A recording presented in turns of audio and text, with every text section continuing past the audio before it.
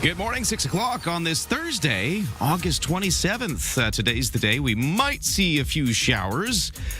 We will see a risk of a thunderstorm as well this afternoon. We'll get you a full forecast in just a moment. Right now, the news begins. Here is Lisa Best. And good morning. We begin with our wildfire count in the province. It's up quite a bit. The BC Wildfire Update has 197 wildfires burning. That's up 30 from yesterday. 83 are considered out of control. That's up about 20. We've had 58 new starts in the last 24 hours, including 23 fires in Vancouver Island. 4 of those considered out of control. On the mainland, a series of evacuation alerts have now been lifted for communities in Fraser Canyon. They've been under a threat of wildfires for more than a month now. The Fraser Regional District, Valley Regional District area has given the all clear for people around a Boston bar, including North Bend, due to the improved conditions at the Brunswick complex of fires. The Ainsley Blaze Creek is one of the 3 remaining fire of notes in BC, along with the Pear Lake and the Bald Range blazes, all of which have destroyed numerous structures. The BC Wildfire Service says the hot and dry weather lingering across much of BC, combined with lightning, could cause some holdover fires that could smolder undetected for days or weeks before hotter, drier, and windier conditions trigger them to become more active, so crews remain vigilant and on the lookout. The union representing Metro Vancouver outside workers said its members have halted job action after both sides agreed to the appointment of former BC Supreme Court judge as an arbitrator in the ongoing labour dispute. The General Vancouver Regional District Employees Union says the former judge, Stephen Keller, will preside over the binding arbitration. A statement from the union describes Keller as a veteran labour relations expert who chaired the BC Labour Relations Board before becoming a judge. Metro Vancouver confirmed on Tuesday, the two sides have agreed to binding arbitration and working forward to help resolve the dispute that's been going on for about 20 months now.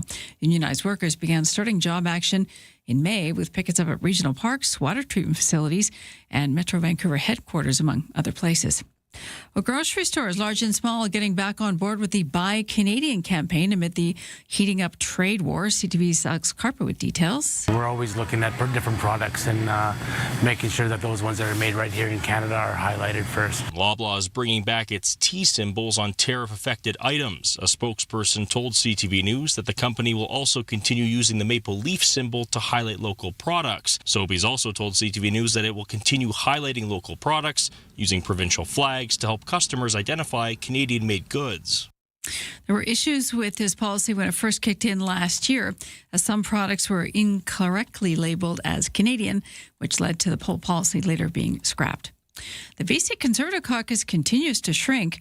Brennan Day, who is the MLA for Courtney Comox, resigned from caucus yesterday afternoon and says he will also sit as an independent. If you've been keeping track, and it takes a bit, Richmond's Teresa Watt resigned from the Conservatives earlier yesterday.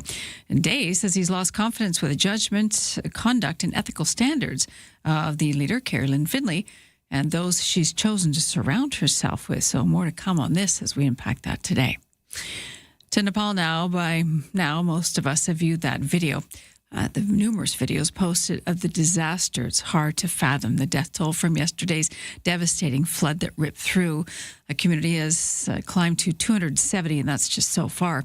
ABC's James Longman explains what caused that catastrophe that we've seen through replays of CCTV footage and posted video. They're saying that it's a landslide that occurred on the Nepal-China border area, which hit a glacier, and then in turn, that glacier then caused a flood of one of the major rivers. One image in particular has struck me, what looks like a bus terminal. You notice what look like ants running down the street, but they are people, and then this massive, literal wall of water, some estimates as high as 160 feet, comes in and just wipes everything away.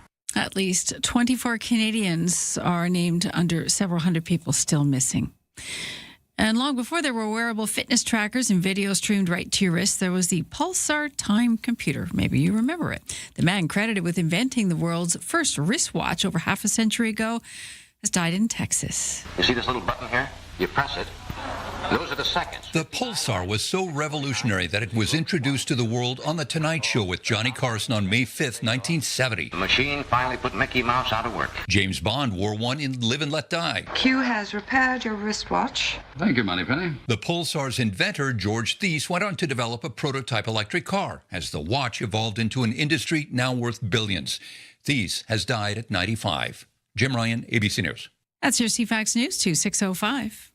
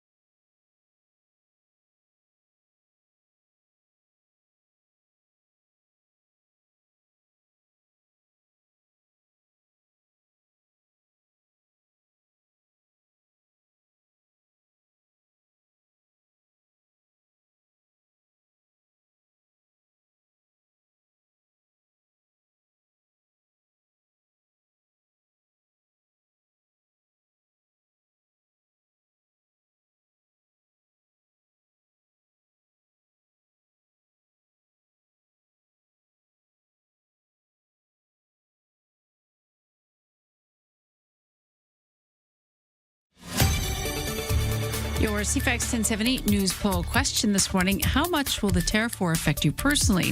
7% say a lot, 24% say a little, and the vast majority, 68%, say not quite certain yet, waiting for the dust to settle. You can vote at CFAX1070.com, also on the iHeartRadio app. I'm Lisa Best, your news time, 6:06. Thanks, Lisa. Good morning. Good morning. Welcome to Thursday. It is. Got the Thursday. And it's a spicy one with the weather. Potentially wet, some showers beginning around noon. They don't last long, but there is a small risk of a thunderstorm this afternoon. Yeah. I mean, usually we say, risk of a thunderstorm and nothing happens. But I remember what happened on Saturday. That crazy lightning over... We're not expecting that. Over the northern skies, Yes. looking from Victoria northwards. If you were a little bit northwards, it wasn't north, it was right over you. Uh-huh. We had all those great stories of the lightning watching that took place. So who knows? I'm not saying that's going to happen again, but there is a small risk Don't tempt it. of a thunderstorm this afternoon. All right. And then it clears up by this evening, so it's gone as fast as it arrives. But we'll keep our eyes on the weather. More to come. Right now, over to the sports, where Spencer Arrighetti will take the mound tonight in the finale of the Toronto Blue Jays series with the Kansas City Royals at the Rogers Centre. Last night, Nathan Lucas hit a 3-run homer as Toronto shut out Kansas City 3-0. And with that win, Toronto snapped the Royals' 9-game winning streak. Speaking of baseball, Canada could not upset another baseball powerhouse at the Little League World Series. Japan eliminated Canada from the youth baseball tournament with a 7-3 victory last night. Canada upset Panama 3-2 on Monday, stunned South Korea on Tuesday 5-1, which set up the elimination game with Japan. But in the end, Canada couldn't pull it off one more time. But great work for the youngsters on Team Canada there at the Little League World Series. Over to the U.S. Open, Canadian Bianca Andreescu and her push to return to the U.S. Open continues this afternoon in the women's qualifying tournament. The 26-year-old from Mississauga won the Grand Slam back in 2019, but had her career derailed by injuries. Vancouver's Anna Huang, Calgary's Aphrodite Deng, and Brooke Henderson of Smith Falls, Ontario, are all in the field as the FM Championship tees off today. Huang and Deng played their way into the LPGA Tour event after finishing in the top 10 last week at the CPKC Women's Open, the Canadian Championship that was taking place in Edmonton. That's your sports. It's 6:09.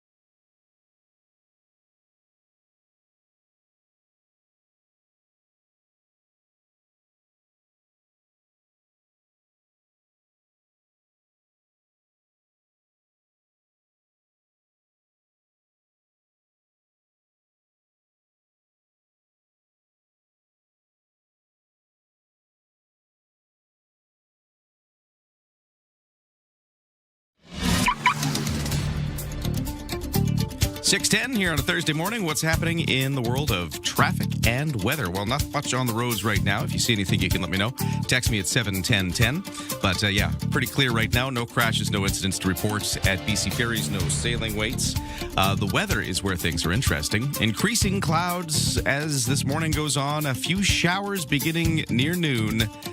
They don't last long. It'll just be kind of in the afternoon hours. By the evening, it should clear up. But a risk of a thunderstorm is with us this afternoon as well. And some wind will be blowing off the Juan de Fuca Strait. Temperature-wise, highs at 20. A little cooler by the water with the wind blowing. Clearing this evening, as I mentioned, it could be a bit foggy, but the rain clouds will clear. Lows down to 15. Tomorrow, mainly sunny. There could be some cloudy periods, but mainly sunny at times. Highs of 21 tomorrow. And then Saturday and Sunday, mix of sun and cloud. Highs around 19 degrees. As we get up into this Thursday, right now in Brentwood Bay, the temperature is 12 degrees. In Oak Bay by the water, it's 13. North American stock markets will open up a little later this hour, so let's kick things off by looking at how yesterday closed with Rob Westgate. Bay Street slipped lower at close on Wednesday, while Wall Street experienced a similar down day. Toronto's S&P TSX lost 144 points, closing at 36,814. In New York, the Dow Jones Industrial Average also shed 114 points, while the Nasdaq slipped 21. Asian markets were mostly in the red this morning, with Japan's Nikkei finishing down 130 points. The Hang Seng in Hong Kong, it closed down as well, 87 points. Canadian businesses continue to weather U.S. President Donald Trump's latest duties, while at the same time awaiting the planned reprisal from Ottawa to take effect. Late Wednesday evening, Finance Canada issued a statement saying it had been receiving feedback from Canadian industries and making some adjustments to its list of counter tariffs. In this case, the statement said that to protect against broader economic harm, seafood and fish products had been removed from the list. And Finance Minister François-Philippe Champagne is set to meet with his Indian counterpart in Toronto today. As for the loonie, it's trading at 72.02 cents U.S. From the Canadian Press Business Desk, I'm Rob Westgate. Let's get started. Start your day informed and entertained. Ryan and Lisa, mornings on CFAX 1070. Hey, welcome to the day. Thanks so much for joining us, making CFAX 1070 a part of your morning as we get rolling on this Thursday and talk about some of the things going on in the news. And what a wild day it was yesterday in some ways, trying to follow the news. But here's the thing. I was at a charity golf tournament yesterday. Nice. BC Hospitality Foundation held a fundraising golf tournament. Okay, Well if done, anybody's going to have a good fundraiser, it's the hospitality people. Yeah, it's a good one to go to. The Hospitality Foundation's charity golf event. They do good work, though. BC Hospitality Foundation, they help the people who work in tourism. They're there to help support those individuals. Tough job. Yeah, exactly. So cool stuff they do. It was a cool golf tournament, but it meant that I was out of touch with things. But then every once in a while, somebody would check their phone and you'd see a news story breakout. So that's kind of how I had to follow the news yesterday, including the news of more defections from the BC Conservative Party when Brennan Day, Island MLA, announced that he was also leaving. That took place as sort of somebody erupting on the golf course going, hey, this just happened. It's one of those kind of days. It's a good place to find out. Yeah, it was interesting. Trying to follow the news, but from a golf course. I would love to get into... Nine. Yeah, I would love to get into that a bit more a little later this hour. And over the course of the show today, we're going to continue to unpack the wild ride this week that has been BC politics. But the first thing I wanted to start with, Lisa, is to the tariff war, to the trade dispute with the United States. First off, we were talking to Bob Fremeni from Finest at Sea yesterday. He's probably breathing easier today. Well, because the timing was very interesting because he had just finished telling us from his fishing boat off of the north coast of BC where he was. He was just so concerned about the seafood tariffs that Canada was about to apply to American seafood products, which it made up a big part of the tariffs that we were doing. That puts him in an awkward spot at the very least. Yeah. He was talking about how he was concerned about counter tariffs against the Canadian products that he sells to the U.S. Like, what if the Americans retaliate against this? And he also says he buys American seafood products to sell in his stores and for his supply chain. So he was very worried, and he just sort of felt that nobody's going to win out of this, was his thought. Yeah, I think we sometimes all feel that way. Yeah. When we look at, when we start to watch the dust settle and find the fine print. Yeah. But Ottawa then yesterday tweaks the reciprocal tariffs, and the seafood and fish products are being removed from the list. So if you were listening to that interview yesterday with Bob Fermeni from Finest and C, I just thought it was an interesting follow-up later in the day that those ended up getting removed, so that is no longer a factor. Right. What else, though, is covered in this? Well, automotive tariffs are a huge part back and forth. So somebody we love to talk to about automotive issues in this country is Matthew Guy. He's an automotive writer for publications like Driver, and he's going to join us next for perspective on that end of things. He unpacks it well, so buckle up. Yeah, love Matthew Guy. Great guy. And he's joining us in just a moment. It's hard not to do that with Matthew. You like doing that. I do like doing that. It's one of your favorite parts. Matthew, really, there's only one reason we're talking to you. It's because you're a good guy. Because you're a good guy. I'm so sorry, everybody. It's time for the news. It's Ryan's sense of humor. It's 6:16. It's time for Lisa to talk for a while. Let's talk about RCMP. Officers handing out a number of violation tickets and enforcement actions during the annual Salmon Days Fishing Derby up in Port McNeill. It was a joint operation involving RCMP, Fisheries and Oceans Canada officers, as well as BC Conservation Service. Officers stopped and checked numerous vessels to ensure compliance with applicable fishing regulations, boating safety requirements, and other legislation. They also took the time to chat with boaters about responsible fishing practices and boating safety, also something always you should be up on. Yet another legislative member has left opposition BC Conservatives under leader Carrie Lynn Finlay. It's been a bit of a mass exodus lately. Courtney Comox, MLA. Brendan Day threw in the towel yesterday afternoon. The latest departure, announcing his move in a statement. He says he's lost confidence in Finlay's judgment, conduct, and ethics, adding that he will now sit as an independent. He becomes the fourth BC legislator to leave the Conservative caucus in a 3-day span. Peter Millibar left earlier this month. He's expected to start his own party with another MLA who's sitting as an independent who's recently left. Alberta Premier Danielle Smith and her technology minister are set to take part in a virtual town hall tonight about developing artificial intelligence data centers in the province. If you've been following this, it's been a very, very spicy town hall so far across that province. It's the third of the 4 town halls the government has organized to tell Albertans about its approach to attracting and regulating the major computing facilities and hear feedback. Most people say they don't trust it and they don't want it. Technology Minister Nate Glubish was hit with criticism and demands for safeguards from local. The virtual town hall is the only one that Premier is expected to be joining. That's your news to 6:18. Thanks, Lisa. Traffic and weather updated next, and then we talk automotive tariffs with Matthew Guy.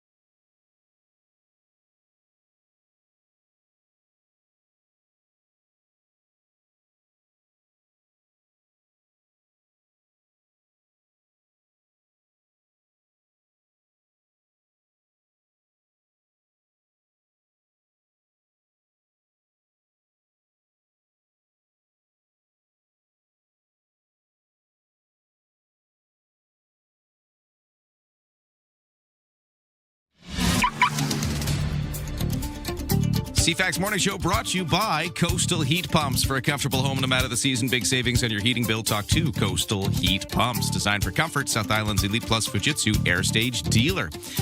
No crashes, incidents, or other major problems on the roads, and volume delays remain light at this early morning hour. There will be some road work to watch for in the city today. This is Cook Street from Finlayson to Cedar Hill. I guess it's a little out of the city. Technically City of Victoria, just not downtown, to clarify. Southbound Cook Street closed from Finlayson to Cedar Hill Road, starting at 7 this morning and then going all the way to 7 p.m. Underground works going on there. Watch out for that as a factor a little later today.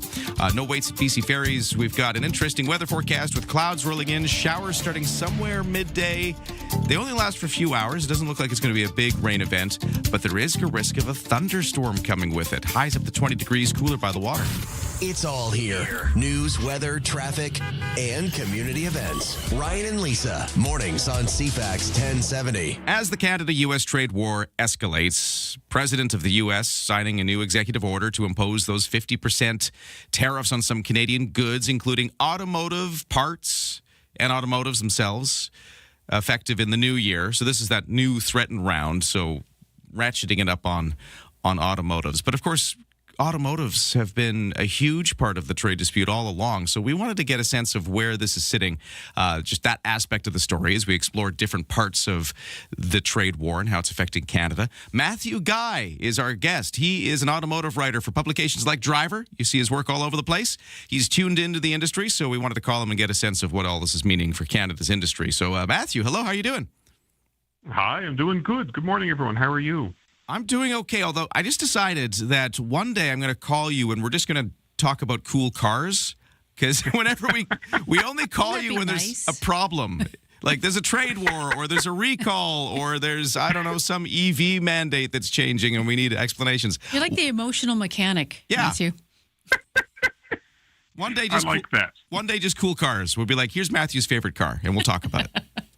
Deal. Okay, but today we've got to unpack all this. So, okay, we're having all of these threats back and forth. It does get kind of complicated, so maybe you could help us along. What are the important things for just regular Canadians to know about how the automotive industry in Canada is fitting into all of this? Yeah, well, we've seemed to gone from elbows up to gloves off, right? So, I mean, if there's any good thing to come out of any of this at all, it's not that Canadians should expect to go out tomorrow to a car dealership and find that cars are suddenly 50% more expensive. So, just putting that out there and just to ease, if anything at all, on people's minds. But, for the moment, these 50% tariffs and the ones you mentioned being announced on New Year's Day, for New Year's Day, manufacturers, they're approaching this pretty delicately. And I'm not exactly a wait-and-see approach, but they're definitely regrouping and figuring out what to do. And these tariffs are likely to, I feel, and existing ones already have, in addition to driving up some prices, are going to affect choices of cars that are available to Canadians. Right now, of roughly the 100-plus models that are built like on American soil, just over half a dozen nameplates have already quietly vanished from dealer lots, thanks to tariffs that are already in place today. Ooh. So I can only imagine what would happen if the 50% comes into play. That would cause even more widespread disruption in terms of what might be available to us. So regardless of all this high level, building auto plants and jobs and stuff, which is very important, just as a consumer, we might notice less choice because of this at the lot. That's right. Yeah. So, up until April, for example, and perhaps even up until just more recently than that, the Mazda CX-50 and certain Subarus, for example, are not being brought into Canada anymore because of the tariffs that are already in place. So those companies decided to bring in other cars to make up the difference. So Mazda, for example, is selling more CX-5s instead of the CX-50. So consumers might find a little bit of a different choice, but I don't like that, obviously, because I think people should be, encouraged to buy what they want, to buy what they like, drive as many cars as they can when they're looking for something new. And more choice is always better, makes for better product. So the lack of, a shrinking of choice is never a good thing. But of the rest, of those 100-plus models, some now, and I think this will become more prevalent, is that they find themselves imported to Canada from countries not called America, right? So Hyundai, for example, is real quick to switch its U.S.-built Canadian market cars to ones from Korea, for example. And I was in Korea just a few weeks ago, and I was standing on the docks at Hyundai, and the destination stickers on the windows there were a yaffle of Elantras there, and they said Halifax and BC, right, two of our Canadian landing sites, as destinations for them, along with places like Australia and others. So some companies have the might to make that pivot, and that's a good thing. Well, yeah, I guess if you're a Korean car company, you can do that. But I guess if you're General Motors, it's a little harder to do because it's from the United States. It really is. It really is. And excuse me, one of the things that I inferred, I guess, from the news that we've gotten about why the deal collapsed over the weekend and the Canadian government decided, hey, no, we're not pursuing this anymore, is there was something in there about extra tariffs or heavy tariffs, even after signing the deal, about heavy-duty trucks. And General Motors and Ford both produce heavy-duty trucks in their Canadian plants, or Ford is promising to, but General Motors does so now in Oshawa. And it would be very difficult for them to switch production down to the States because the two plants that make those vehicles, Fort Wayne in Indiana builds the half tons, and Flint in Michigan does the heavy duties. Both of those facilities are maxed out. They're operating at full capacity. So where are these extra trucks going to come from? So it's all of this short-sightedness and these knock-on effects, of these tariffs that will cause disruption in availability of vehicles. Never mind the increased costs that could come with all this. Matthew, what does that mean for a consumer when we have simply less choice moving forward? I think it's a problem because I'm a big proponent of people having lots of choice in what they drive, or what you eat, or the couch you buy at the furniture store.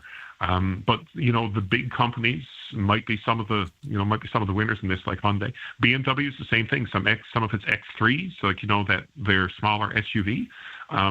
For a while, they were no longer sourced from the Spartanburg, South Carolina plant, but instead from the Rosslyn plant in South Africa, right? Which is not exactly next door. Right. So and the smart consumers will always look at every line item on a sticker price for a car, and you guys do.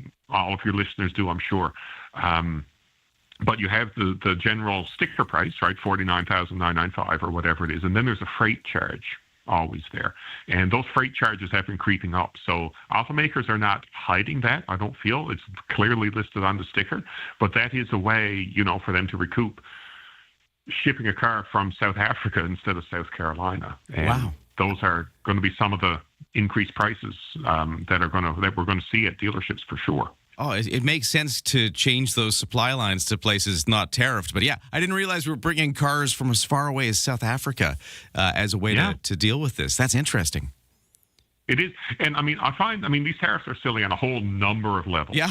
But think about it in terms of Americans being affected by it too. Like if a Hyundai plant in the Deep South is forced to make fewer cars because the mothership in Korea has decided to import its Canadian allocation from Korea, that could affect jobs in South Carolina, right? Because they're making fewer cars because the ones from Canada are coming from Korea. So it's shooting oneself in the foot. And all these conversations have been had before. I'm not saying anything new there, but it's just very specific in my world, thinking about, okay, you're going to make fewer cars potentially in South Carolina, right? Just because of these tariffs. So there's a whole bunch of different aspects to that, for sure. So fascinating. Matthew Guy, automotive writer with publications like Driver. You see his work all over the place as he follows the automotive industry. Fascinating stuff. Yeah, we're trying to explore all these different avenues of the tariff dispute we're having, the different sectors of our economy affected, and automotive's a big one. And I'm really glad you could join us for that conversation today. Thank you. Thank you for having me back. And like you said, next time we'll talk about our favorite cars. Oh, we're just going to, I'm going to make that happen. We're going to book you sometime in the next couple of weeks. We're just going to talk about nothing but fun stuff. So that's next, I promise. Okay, Matthew Guy, looking forward to that one. Thank you very much, everybody. from CFAX 1070. Here's what's happening around the island. 40 years of Fringe magic. Experience Victoria Fringe Festival, August 26th through September 6th. Feel the roar at Pacific FC. Get your soccer tickets today at cplsoccer.com. West Shore Swap Shop and Market is at Rally at Royal Bay every Sunday. Support Goldstream Food Bank with a $2 admission or a food donation. Get more event info at cfax1070.com. If it's happening, it's here. CFAX 1070.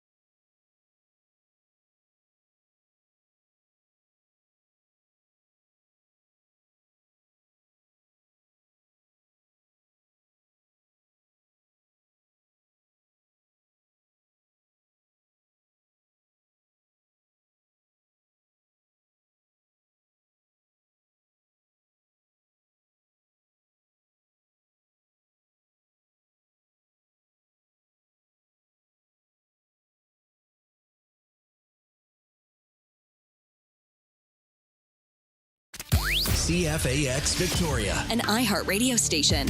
If it's happening, it's here. CFAX 1070. Hey, good morning. It is 6:32 on Thursday, August 27th. Could we see another small thunderstorm coming out our way this afternoon? Got some showers as well. We'll get you a full forecast in just a moment. Right now, the news begins. Here is Lisa Best. Thank you, Ryan, and good morning. Ahead of Canada's counter tariffs that are set to take effect on the U.S. after Labor Day, that would be September 8th. That's a Tuesday. Both sides appear to be closer to potentially getting back to the negotiating table. In fact, the U.S. president spent much of yesterday lobbing more threats our way on social media and through interviews. CTV's Mike Lecouture has some of the latest developments. They are one of the worst countries in the world to deal with. It's time to teach Canada you can't do this anymore. Ontario Premier Doug Ford is continuing to attract anger from Americans for the failure of the deal. Apparently, Ford was like the devil in Carney's ears, don't do this, don't do this. Ford denies that. In Calgary today, Industry Minister Melanie Joly highlighted the $28 billion worth of countermeasures. We had many cards in our hand. And of course, we have many hands to play. Donald Trump continues to taunt and threat Canada, and he did so yesterday, including him rewriting the map of Lake Ontario. All it takes is a good pen and some intelligence. So Lake Ontario, that's gone. Lake America.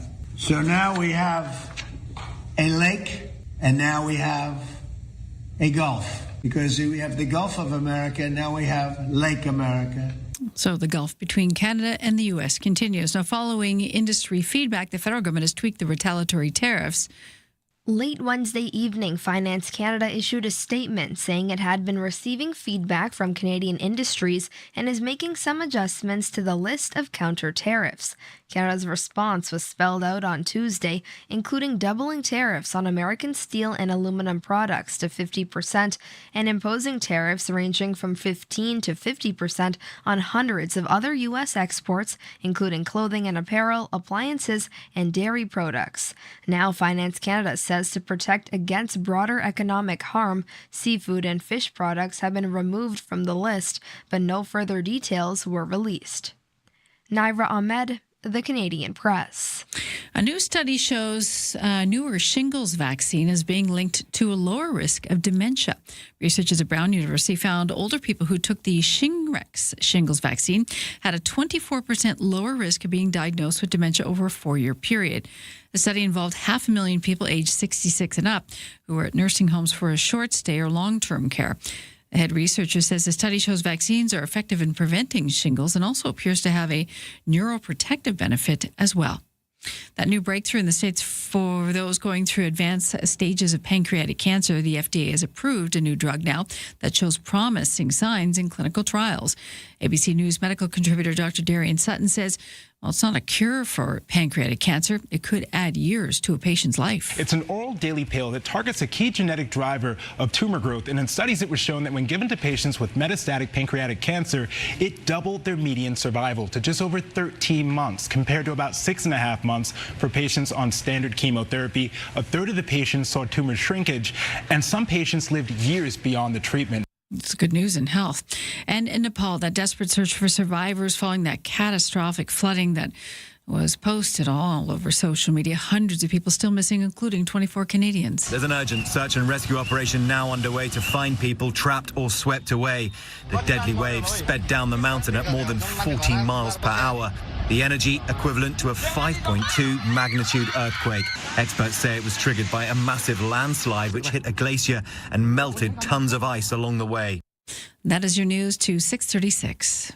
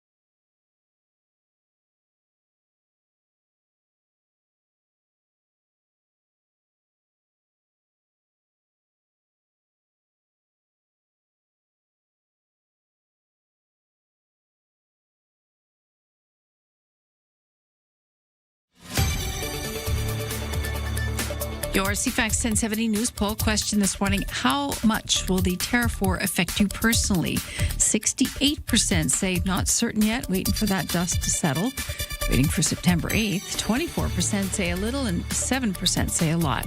You can vote now at CFAX1070.com, also the iHeartRadio app. I'm Lisa Best, news time 6:37.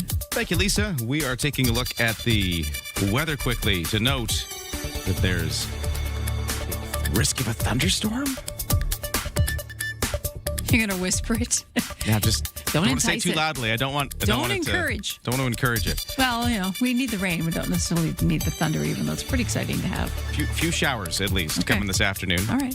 You can start to see the clouds coming in. It's that kind of day out there, and we'll get you the full forecast in just a moment. Right now, over to the CFAX 1070 Sports, where we have, in the world of baseball, big win for the Toronto Blue Jays. They managed to snap the Kansas City Royals' big old win streak they had. They had a 9-game win streak snapped in a 3-0 loss to the Toronto Blue Jays last night. Nathan Lucas hitting a 3-run homer in that effort. Spencer Arrighetti will take the mound tonight in the finale of that Blue Jays-Royals set at the Rogers Centre. And at the Little League World Series, Canada couldn't quite upset another baseball powerhouse. Japan eliminated Canada from the youth baseball tournament with a 7-3 victory last night. A wild ride, though, as Canada had upset some other powerhouses like Panama and South Korea on the way to this game. So great effort regardless. Vancouver's Anna Huang, as well as Calgary's Aphrodite Dang and Brooke Henderson of Ontario, are all in the field as the FM Championship tees off today. Huang and Dang played their way into the LPGA Tour event after finishing in the top 10 last week at the CPKC Women's Open, which is the Canadian Championship that was held in Edmonton. That's your CFAX Sports. It's 6:39.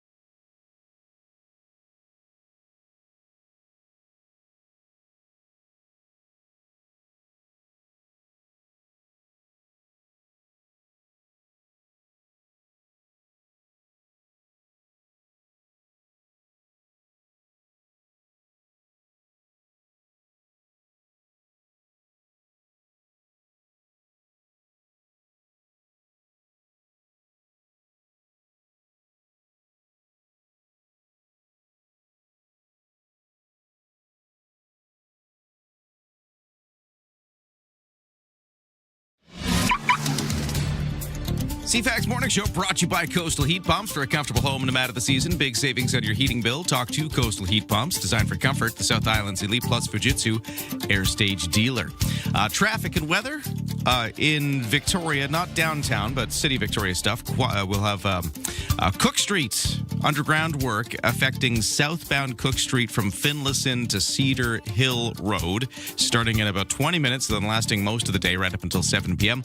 Watch out for flaggers directing traffic around the obstructions. For the BC ferries, 7 o'clock sailing coming up with lots of room left for vehicles. And in the weather forecast, we've got a few showers coming at us. Sometime around noon, they will start. At least that's what it's looking like right now. Lasting a few hours. It's not going to be a huge long rain event. It should be clearing up by this evening. But it's also going to bring a risk of a thunderstorm this afternoon. So let's see how that shakes down. Little breeze off the water. Highs at 20. Cooler by the water.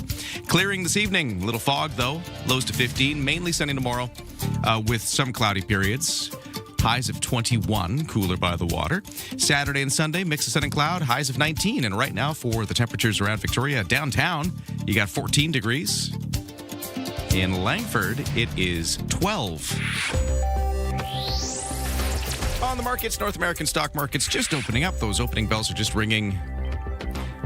So let's take a look at how things closed yesterday as we await today's results. The S&P TSX closed down 143 to 36,813. The Dow was down 113 to 53,463. NASDAQ down 21 to 26,130. Canadian dollar at 72.2 cents US.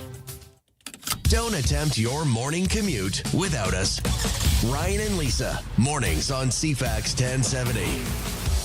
Coming up in just a moment, we continue to follow BC politics as two more MLAs from the BC Conservative Caucus announced they were going to leave the party yesterday, as what started as a small drip turned into a gusher of Conservatives leaving the party as the week went on. I don't know if that metaphor is really working, but I tried. You tried. I tried. You took a swing at it. I went, and it started, and I had to just follow it through. But anyways, we're going to keep covering that in a second. So stand by, more BC politics. But I've got to tell you something crazy. We're going to be doing the 50-50 draw tomorrow. Yes. The Kids Count Mega Summer 50-50 for CFAX Santa's Anonymous tomorrow at 7 o'clock. So if you're listening around about this time, it's almost going to be there. And I was mentioning earlier in the show, I went to this golf tournament yesterday for the BC Hospitality Foundation. They help out, the people who work in the hospitality industry who sometimes need some supports. That's what they do. And then at the end, everybody gathers around because you get your raffle tickets at the golf tournament. Oh, yes. You're standing around as the MC sort of reads out the numbers and you see what prize you've won. Cool. And I was thinking, that's going to be the same thing right here tomorrow at this time, but on like a citywide scale. That's a good point, actually. A good analogy. Yeah, like everybody, like the whole golf tournament huddled together. Tomorrow, I hope it's everybody who bought a ticket, I don't know how many thousands of you bought a ticket, but a lot of you bought a ticket. We're all going to gather around the radio or CTV Vancouver Island if you got your TV on and you're watching the simulcast there. Maybe you got the YouTube stream up, however you're following. Let's all gather around tomorrow. We're going to draw that ticket, and we're going to see if it's you. Nice. That's going to be 7 o'clock tomorrow, right after the news at 7. We're going to be doing that all together here. Okay. I'm so excited for it. That's a lot of money. It's $46,530. That's the current jackpot. Ticket sales go until 5 o'clock this evening. Yeah, so you've got, less than 12 hours to get in. Yeah. And it's really ramped up in the past day or two because I think people are back from vacation. They're tuning in. They're like, wait a minute, I can win half and I can give half to the charity? Perfect. And we've just been told 5 packs and 20 ticket packs have sold out. We only have single tickets available for sale in the Mega Summer 50-50. You know the beauty of a single ticket? What's the beauty of a single ticket? You can still win. Yes. It only takes one to win. So it's selling out. I was wondering if this would happen because we only had a finite number of tickets. We want it because that's more money to charity. More money to CFAX Santa's Anonymous and their Kids Count program, helping kids beyond Christmas. And we set a cap on tickets so that there's a better chance for you to win. There you go. If it was like a regular lotto, you know, there's lightning out there too. You could possibly get struck by. So there's a strong chance. Someone's going to win. Obviously, someone hopefully locally because you have to be a BCer, you have to be an adult, And, fingers crossed it's going to go to you if you bought tickets, because it looks like a lot of people scooped up a large amount of tickets all at once. Yeah, the 5-packs, 20-packs, all sold out. Single tickets still available. Go to CFAX1070.com for your chance to win. And you've only got a few hours left.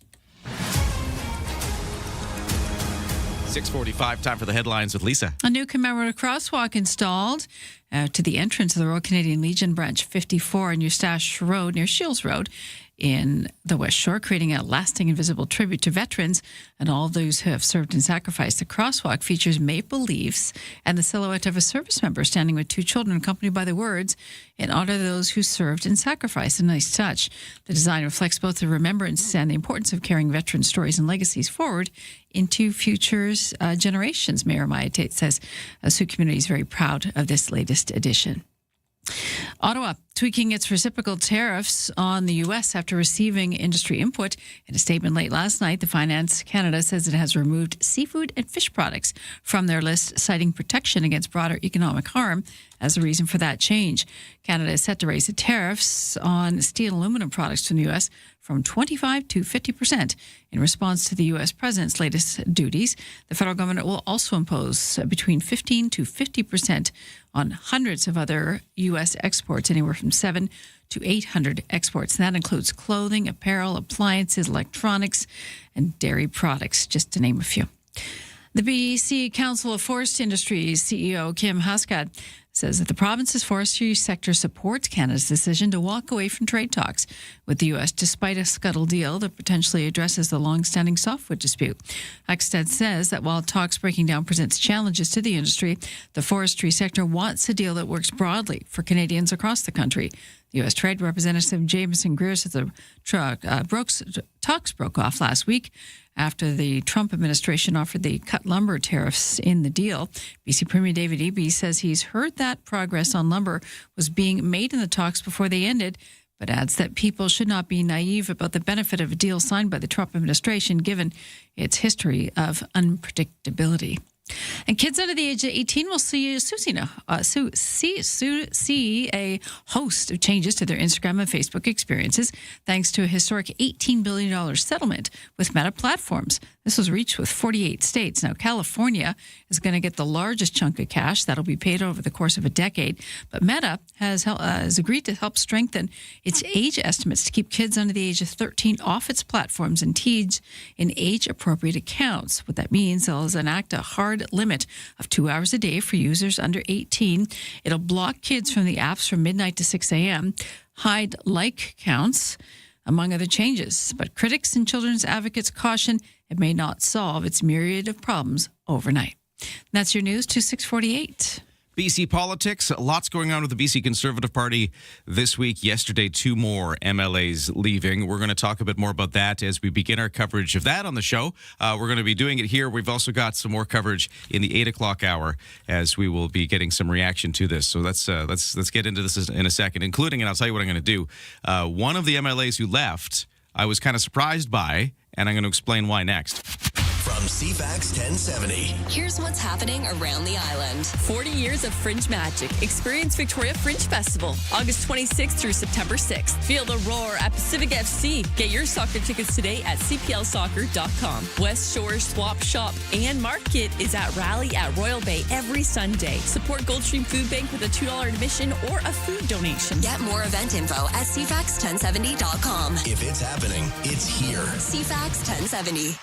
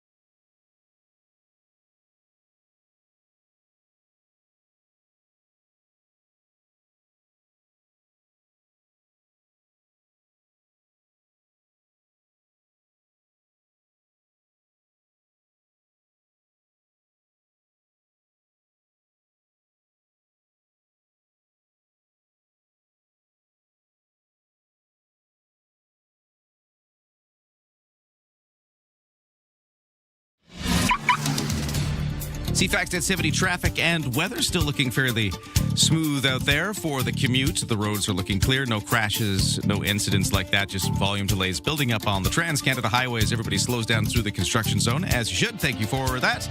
And we have some construction starting up in about 10 minutes on Cook Street, southbound from Finlayson to Cedar Hill. This is actually a full lane closure. They'll have some flaggers there directing traffic. It starts at 7 in a few minutes, and it'll go until 7 p.m. tonight. No waits, BC Ferries, and the weather. Well, we have a risk of a thunderstorm this afternoon. Some showers as well, beginning around noon, and then ending a little later this afternoon. So it's sort of a brief moment that's going to pass by, but when it does, a few showers, maybe some thunder. Highs of 20 otherwise staying, clearing up this evening, except for some fog that could develop overnight. Lows down to 15. Tomorrow, sunny at times, cloudy at others. Highs of 21. Mix of sun and cloud for Saturday and Sunday with temperatures around about 19 degrees. CFAX Morning Show brought to you by Coastal Heat Pumps. For a comfortable home no matter the season, big savings on your heating bill. Talk to Coastal Heat Pumps, designed for comfort. The South Island's Elite Plus Fujitsu Air Stage dealer. Thanks for starting your day with us. Ryan and Lisa, mornings on CFAX 1070. So here's the thing. When MLA for Courtney Comox, Brennan Day, announced yesterday he was exiting the BC Conservative Party, same day that we saw Teresa Watt for Richmond Bridgeport do the same, I was a little bit surprised because exactly a week ago we spoke to him right here on CFAX 1070 after Peter Millibar had left the party.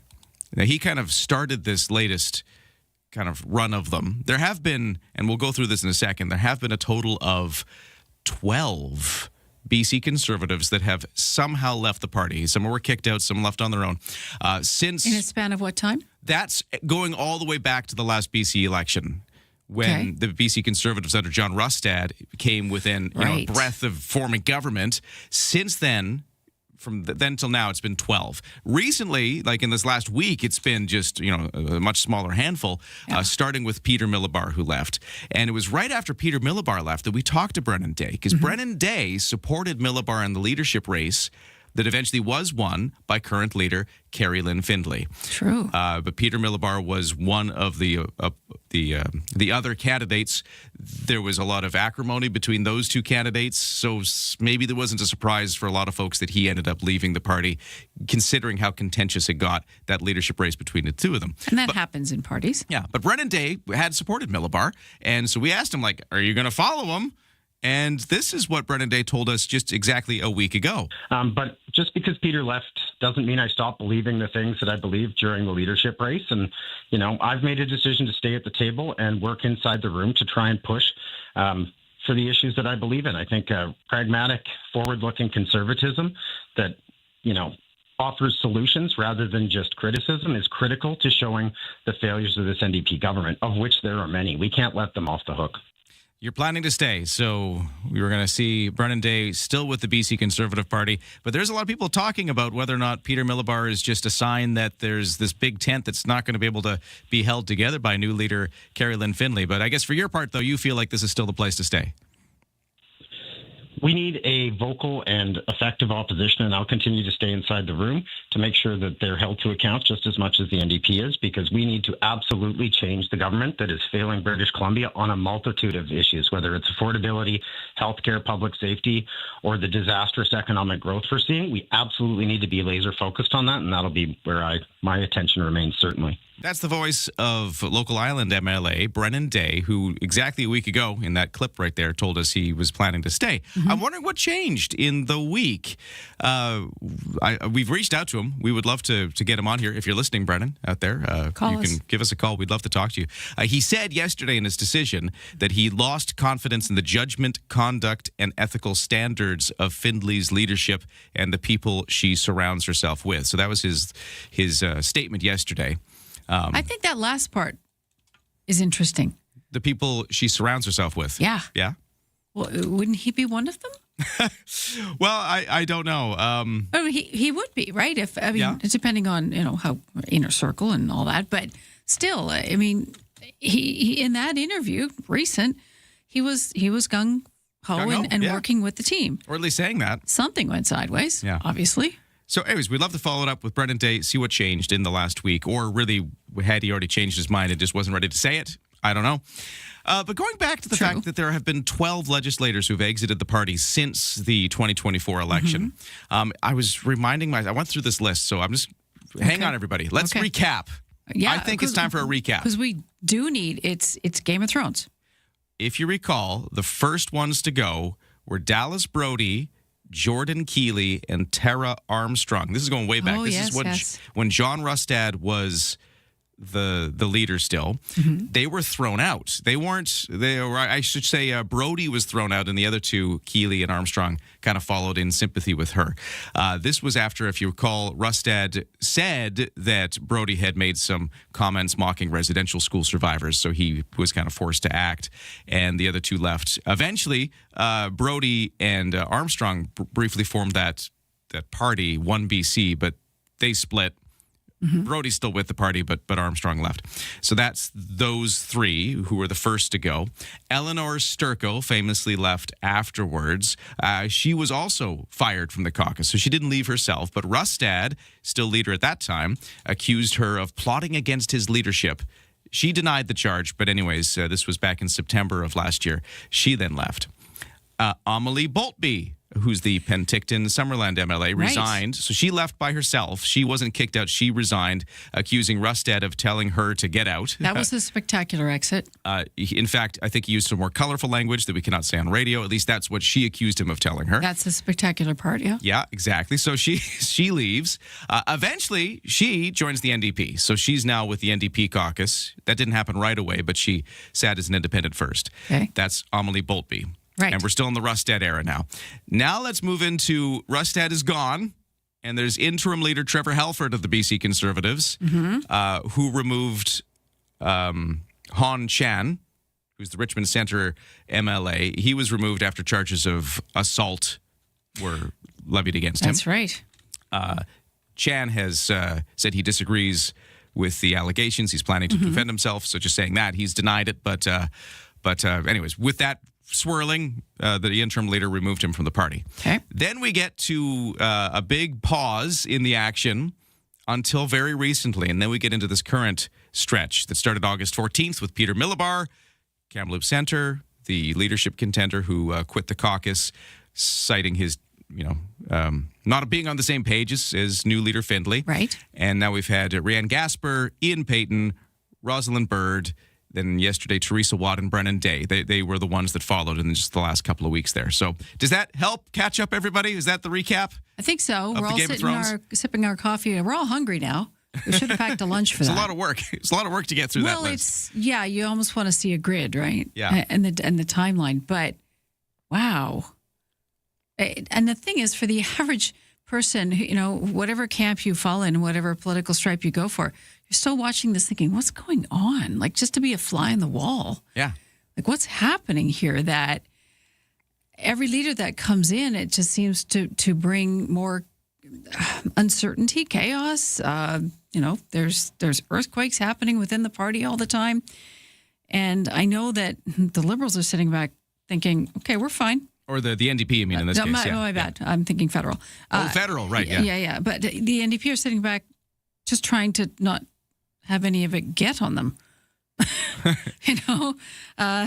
And I feel for people in the party because these are people MLAs who represent communities, represent constituents, just want to get the job done, want to help their communities move forward. And they're mired down in a whole bunch of politics is what it seems like. And rightfully so. The reasons why leaving, whether bona fide or not, people have their reasons. And if they feel their beliefs are being discredited or they are, then of course you find the door. But it's going to be interesting meetings moving forward. We're going to keep those tough decisions, those hard candy conversations are going down. We're going to keep following it here on the show. We've got a UBC political science expert joining us in the 8 o'clock hour to give his take. So stay tuned for much more coverage. But right now, we got to take a break because the 7 o'clock news is next.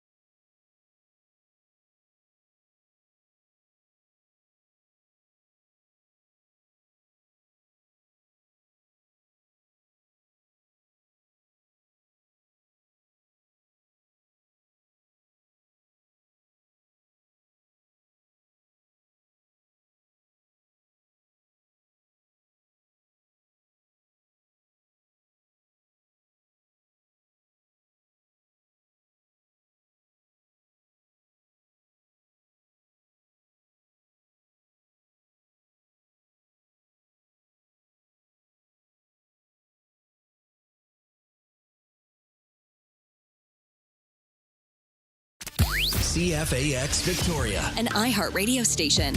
If it's happening, It's here. CFAX 1070.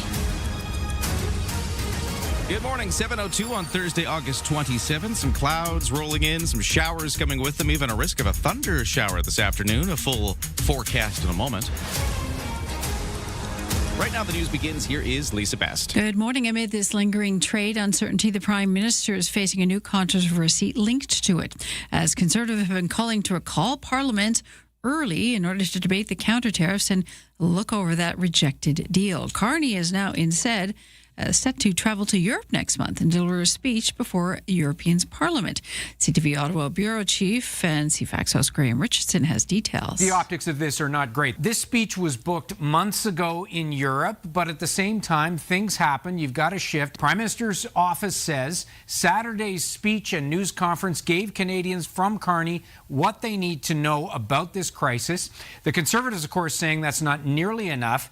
We need to see it in Parliament, a real-time debate about counter tariffs, about relief programs. For the moment, Parliament is set to reconvene on September 21st. Grocery stores, big and small, getting back to the board for their Buy Canadian campaign amid the trade war. CTV's Alex Carpa with details. We're always looking at different products and making sure that those ones that are made right here in Canada are highlighted first. Loblaw is bringing back its T symbols on tariff-affected items. A spokesperson told CTV News that the company will also continue using the maple leaf symbol to highlight local products. Sobeys also told CTV News that it will continue highlighting local products, using provincial flags to help customers identify Canadian-made goods. There were issues with the policy when it first started last year. Some products were incorrectly labeled as being Canadian when they weren't, and that led to the program being scrapped. On the BC wildfire update, we have 197 wildfires burning. That is up more than 30 from yesterday. 83 are considered out of control. That's up 20. 58 new starts in just the last 24 hours. There's 23 fires on Vancouver Island, including 4 considered out of control. Most are in wilderness areas on the mainland. A series of evacuation alerts have been lifted for communities in Fraser Canyon that have been under threat of wildfires for more than a month now. The Fraser Valley Regional District has given the all-clear for properties in and around Boston Bar. The fires forced the evacuation of that community of about 200 residents, roughly 250 kilometers northeast of Vancouver, on July 16th. Long time to be out of home with all that uncertainty. The Ainsley Creek blaze is one of 3 fires of note burning in the province still, along with the Pear Lake and the Bald Range blazes, all of which destroyed numerous structures, unfortunately. And the BC Wildfire Service says hot, dry weather is lingering across the province. It says lightning-caused holdover fires can smolder undetected for days or weeks before hotter and drier windy conditions trigger them to become more active, and that's exactly what we're heading into. And stateside, that landmark settlement's been reached with Meta in a U.S. federal court in a trial centering around addressing social media addiction in young people. Instagram and Facebook will set daily 2-hour time limits. They will block the apps from midnight until 6 a.m. So you couldn't go on the apps during that time if you have a teen account. They will hide like counts. They will ban some beauty filters, really fundamentally changing how younger people will interact with these platforms. So far, those changes only implemented stateside. There's no details yet on if or when they may take effect in Canada, but it's something to look at. That's your news to 7:06.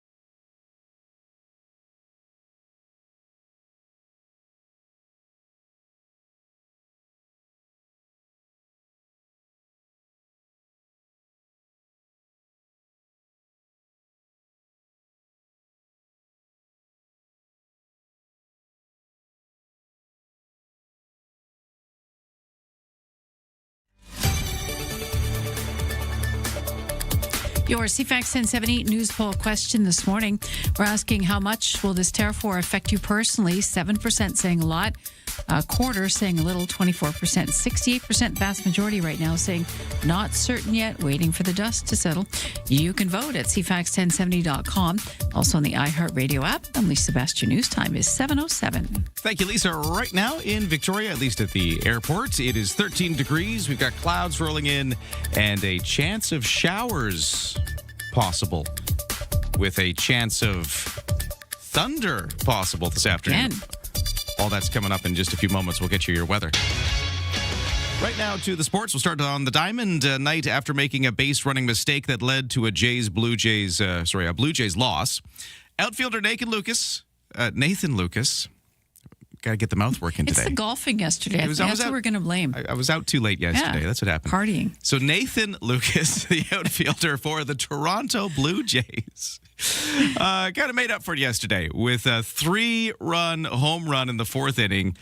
Proved to be the only offense in the game in Toronto's 3-0 win over Kansas City. Felt good. There were a few guys that came up to me and said that I was going to come up big tonight just to make up for what happened, but I guess you can't screw up base running if you just hit the ball over the fence, so it's great. It's that easy. You know, you make less mistakes base running if you just hit a home run every time. When you're at that level, it's all that easy. Oh, that was what I should have done all along. Right? Just hit home runs. Just hit the golf. Just hit the golf ball. Oh, the Blue Jays need to keep stacking wins together, though, to mount a postseason challenge. There's still 3 games back now of that wild card spot. What else is going on in the world of baseball? Well, at the Little League World Series, Canada lost to Japan, so has been eliminated now after a 7-3 win from Japan. But what a ride, because Canada upset powerhouses Panama 3-2 back on Monday, then stunned South Korea 5-1 on Tuesday to set up that elimination game with Japan. So cool ride, but it is over with Japan winning that game. Canada will be looking to Bianca Andreescu and her push to return to the U.S. Open. That push will continue this afternoon in the women's qualifying round. The 26-year-old from Ontario won the Grand Slam back in 2019, but has had a career derailed by injuries since then. And that's your CFAX Sports to 7:09.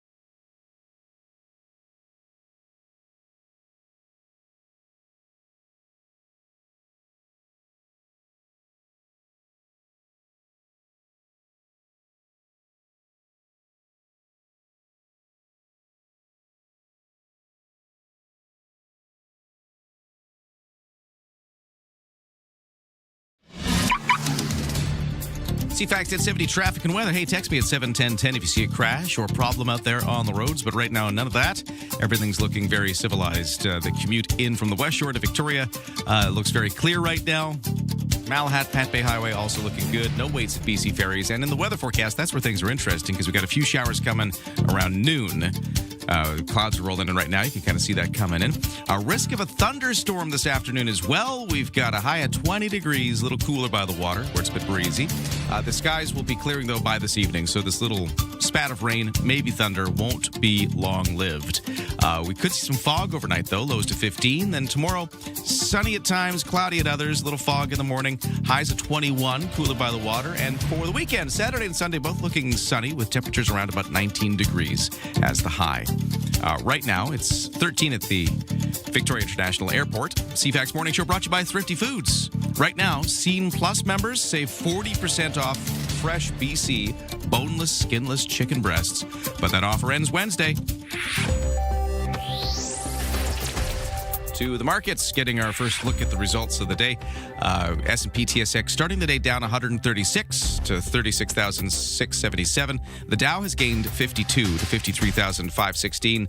NASDAQ up 270 to 26,401 to start the day. And the Canadian dollar at 72.2 cents U.S. In the kitchen, in the car, and at the office.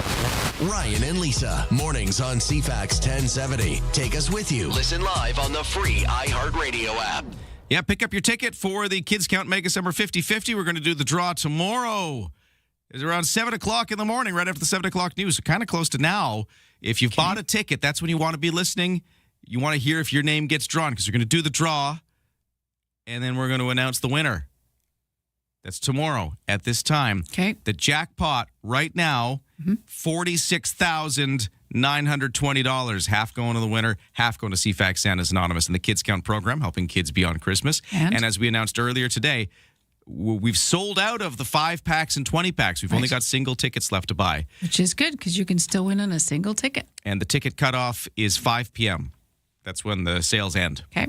All right, 5 o'clock today. 5 o'clock today. It's it's a big one. I can't believe the number. That's just amazing. It's good. Almost at $50,000. Wow. BC politics. Did we expect that? I didn't expect that. No, This is the first year for it. We've never done this, so we don't know. Okay. We didn't know. We're and now happy. it's amazing. That's right. It's delightful. Feeding children is keeping great. local families happy. Yeah. I was going to say BC politics. Yes. We were just talking about the Speaking of happy, the MLAs who have fled the BC Conservatives this week, and ever since there's been 12 of them in total since the last BC election. We're going to continue having those conversations with a UBC political science professor joining us in the 8 o'clock hour to unpack it. But we love it when you join the conversation as well. This texter 71010 says, when you have liberal sympathizers within the context of a conservative party, is it any wonder that when a real conservative is elected as leader, that there'll be some housekeeping? That's an interesting take, texture. It is actually. And you know what? You make an interesting point, and I think that you're getting to the question a lot of people have been asking.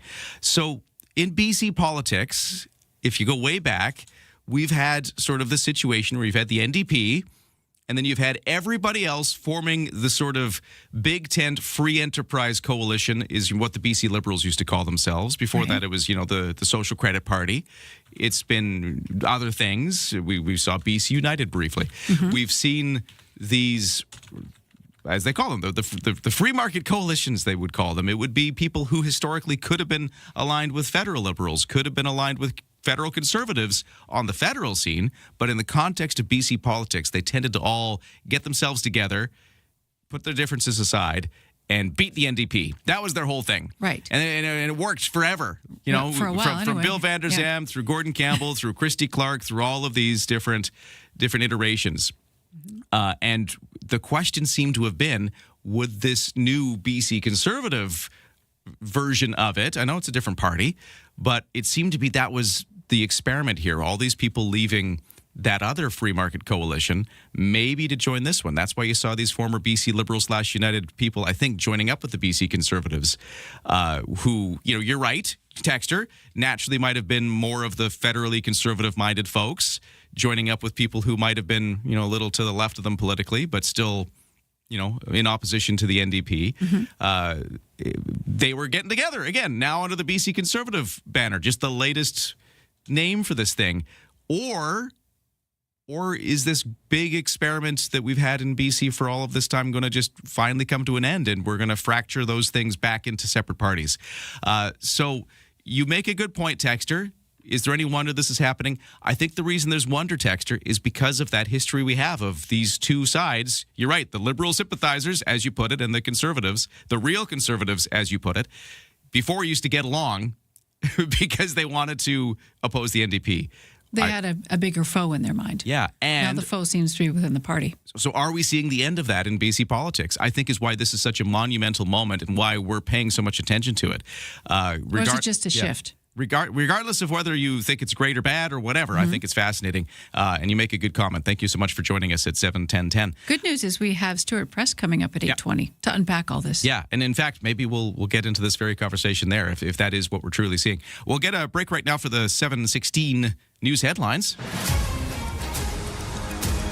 And here's Lisa. Canada's industry minister has deflected questions about whether the country will use Alberta's abundant energy exports as leverage in the tense trade war that continues with the U.S. Reporters in Calgary pressing Melanie Joly yesterday about whether oil and gas shipments may be on the table. Joly says the federal government doesn't negotiate in public, as she emphasized a Team Canada approach. The new 50% tariffs that the U.S. president took effect on an array of Canada goods after negotiations fell apart last week. Meanwhile, Alberta's premier doesn't think brute force is going to work in this trade war, suggesting doubling down on diplomacy and avoiding further escalation could be the way to go. In a rare move, Apple is laying off nearly 150 employees in the Bay Area, most of them at the Cupertino headquarters. Many of the roles were in software engineering and machine learning. Bloomberg reports the affected teams were across Apple's Vision Pro and Siri digital assistant projects. Last year, Apple halted development of its Vision Pro headset to focus on smart glasses to rival Meta's Ray-Ban products. It's the latest tech giant to reduce staffing during the AI boom. Did you make money earlier this year? TD Bank did. Your bank did. TD Bank Group reported a third quarter profit of $4.62 billion. That is up from $3.34 billion in the same quarter last year. The Toronto-based corporation said its profit was supported by record earnings from its Canadian businesses and wholesale banking. Revenue for the quarter totaled almost $17 billion, up from just over $15 billion a year earlier. That's your news to 7:18. So, different topic completely now. Lisa, you and I, for a while, have been exploring the issue of all of the e-devices. Sure have. E-scooters, e-bikes, all of these things, and the safety surrounding them. We've had the RCMP putting out a lot of warnings about, wait a minute, the speed limit's here, there's age limits, there's all these things. My neighbor almost hit a 12-year-old without a helmet yesterday. Some of them aren't even allowed. That was illegal. Yeah. There's a lot of things. Well, different angle to the story as we continue to have that conversation. The Canadian Institute for Health Information is suggesting that hospitalization for children and adults riding e-scooters has risen by nearly 40% over the past year nationwide. Let's get into some of those numbers, including the ones for right here in BC. We've got the manager of hospital data management, Michael Turner, joining us to go over those numbers. So stand by.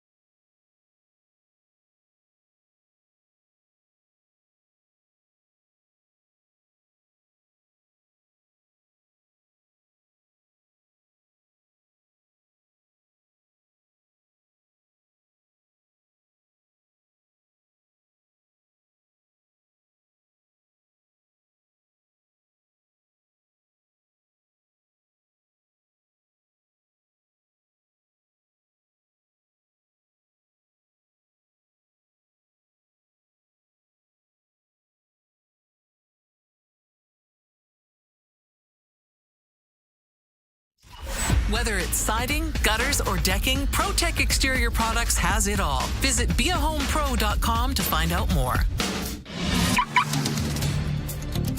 7:21 here on a Thursday morning. Traffic is moving smoothly. No crashes.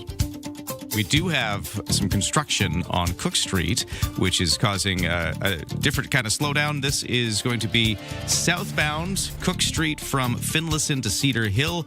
They're doing underground work. They got some flaggers out there directing things, but yeah, some southbound closures. If you are taking that route, it's going to be in effect right until 7 p.m., so pretty much all day long. No waits at BC Ferries for the weather forecast. Risk of a thunderstorm moving in today. A few showers around noon. The thunderstorm coming around the same time. If it happens, it's a risk of. We don't know exactly if it's going to form, but that's the time to look for, kind of around noon and into the early afternoon. But it doesn't last long. It all blows over pretty quick, we think. And by evening, we should be clearing up and getting to a low of 15 with a bit of fog, but no more precipitation or the chance of thunder. Tomorrow, mainly sunny for the start, but we'll be clouding over for parts of the day tomorrow. Mix of sun and cloud for Saturday and Sunday with temperatures about 19 degrees is the high. And right now, we've hit 13 in Victoria. Ryan and Lisa. Mornings on CFAX 1070. Remember, you have us in the palm of your hand. For listeners on the go, listen live on the free iHeartRadio app. We've been sorting out all the patchworks of rules and regulations for e-devices. You got e-scooters, e-bikes, all these things. One of the angles to it, though, is injuries as people either use these things or get hit by these things, as Lisa just mentioned earlier. We even talked to a local Saanich councillor, Colin Plant, who talked about his incident on an e-scooter, and it was his hip he injured, wasn't it? Anyways, here to talk about some data behind all of these anecdotal stories, I've got Michael Turner, Manager of Hospital Data Management at the Canadian Institute for Health Information, joining us on the line. Sir, how you doing? I'm very well. Thank you for having me. Yeah, so we've been having these conversations for a while on these airwaves and hearing all these anecdotal stories of injuries and mishaps. But you got some hard data here. What have you found when it comes to hospitalizations for both children and adults arising from the use of these devices? Yeah, we've looked at 4 years of hospital data between 2022 and March of this year. And we're looking specifically at falls from an e-scooter, and we saw just under a 40% increase in the past year. And just as importantly, this is the highest increase we've seen in the last 4 years, as well as it's trending up, meaning every year it's going up between 20 and 40%. We tend to see higher increases in males, children and youth, the bigger provinces. And therefore, it's very important to monitor these numbers and these outcomes. Are you able to look into the BC numbers a bit more specifically? Do they vary at all, or are they following the national trends? So BC actually was quite different from the national trends over the last few years. I'd say for 3 years in a row, BC numbers were pretty stable, but then this year it had the biggest jump in the country. We saw an over 100% increase in hospitalizations in BC. Wow. Now, I don't know if you have any reason for that. I mean, you see the numbers. Do you have any speculation as to why in BC there was that huge jump? It's difficult to say why exactly in BC, but we do know the increasing popularity of these devices. They're more accessible. The price is coming down. People are seeing more and more people on them, which is normalizing their use among many different age groups. So it's not surprising as more people are using them that sadly there'll be more hospitalizations as well. And when we talk about hospitalizations, what kind of injuries are being seen in those trips? So the most common injuries, I would say, is about 2 out of every 3 of these hospitalizations will involve a fracture, so some type of broken bone. But almost 1 in 5 will have an injury to the head or brain. So this is actually trending up, meaning it's increasing faster each year. And these tend to be very serious injuries because we're not just talking about going to an emergency department. We're talking about being admitted to a hospital for inpatient care, which usually denotes a level of seriousness. Wow. And I guess this is, I don't know if you want to weigh in on this, but it sounds like with these e-devices, you've got a bunch of different factors. I mean, if you're just riding a bicycle, chances are your speeds are limited. The bicycles don't weigh as much. There's all these, you can still hurt yourself on a bike, but it seems like things just get way worse once you add the power and the weight of an e-device. Yeah, definitely. The increases in it and the more seriousness of some of the injuries, it's showing that probably not just more people are using them, but potentially more risky behavior, such as higher speeds or maybe even motors that are much larger than are permitted by the pilot program. So, Michael, the data that you have, which seems quite firm, is the first step for change, is it not? Yeah, it's very important to know what the outcomes are. As I said before, people are seeing these all the time, and they're seeing even children using them who are actually not permitted to even use them. So it's becoming more normalized, and people thinking it's safe. But to understand the statistics behind it and to know the outcomes is important. To know the risk. Therefore, you can make the right decisions, like from parents, users, governments, and even healthcare providers. So on that note, does your information go straight to ICBC or BC Highways, or who gets this where we're going to implement change? Because change is obviously needed. So we release these statistics publicly. It's actually part of a broader release we do on all injury and trauma. But because of the national interest and popularity of e-scooters, it's been a special focus this year. Yeah, that's my question, Lisa. That's exactly what I wanted to ask. Well, I want to know, too, because you have a bird's eye view of all these surveys that you do and all these studies that you do. What shocked you most? I'd say what really shocked me most was probably the children. So those under the age of 16, they make up about 18% of all these hospitalizations. So in all the provinces with pilot programs, they tend to have some sort of age restriction. Yeah, we do. And the increase, it is by far the biggest we've observed, about 180% bigger than any other age group. Yeah, it's amazing that the group that's not allowed to be on these things according to the rules, although you see it all the time. You see youngsters on these e-devices all the time, but they're making up a big portion of these hospitalizations, as you mentioned. Shouldn't even be on it. It's an interesting moment as we kind of adjust to a new reality of these devices that didn't even exist, 20 years ago, and now we got to try to catch up with how to deal with them. And there's just some data to maybe help along the way. Michael Turner is the manager of hospital data management at the Canadian Institute for Health Information, finding a huge spike in injuries for both children and adults riding these e-devices, e-scooters, e-bikes, all these things, and a big spike here in BC noted as well. Thank you so much for sharing the data with us. Thank you for having me. We'll take a break. We got the 7:30 news next. This summer, 3 of Vancouver Island's biggest voices are coming together to make a real difference. Get your tickets now for the Kids Count Mega Summer 50-50. Brought to you by 107.3 Virgin Radio, CFAX 1070, and CTV. In support of CFAX Santa's Anonymous all-new Kids Count program, supporting children beyond Christmas. The Mega Summer 50-50. Your chance to win big while giving back. Buy your tickets today at CFAX1070.com. Gaming event license 174660.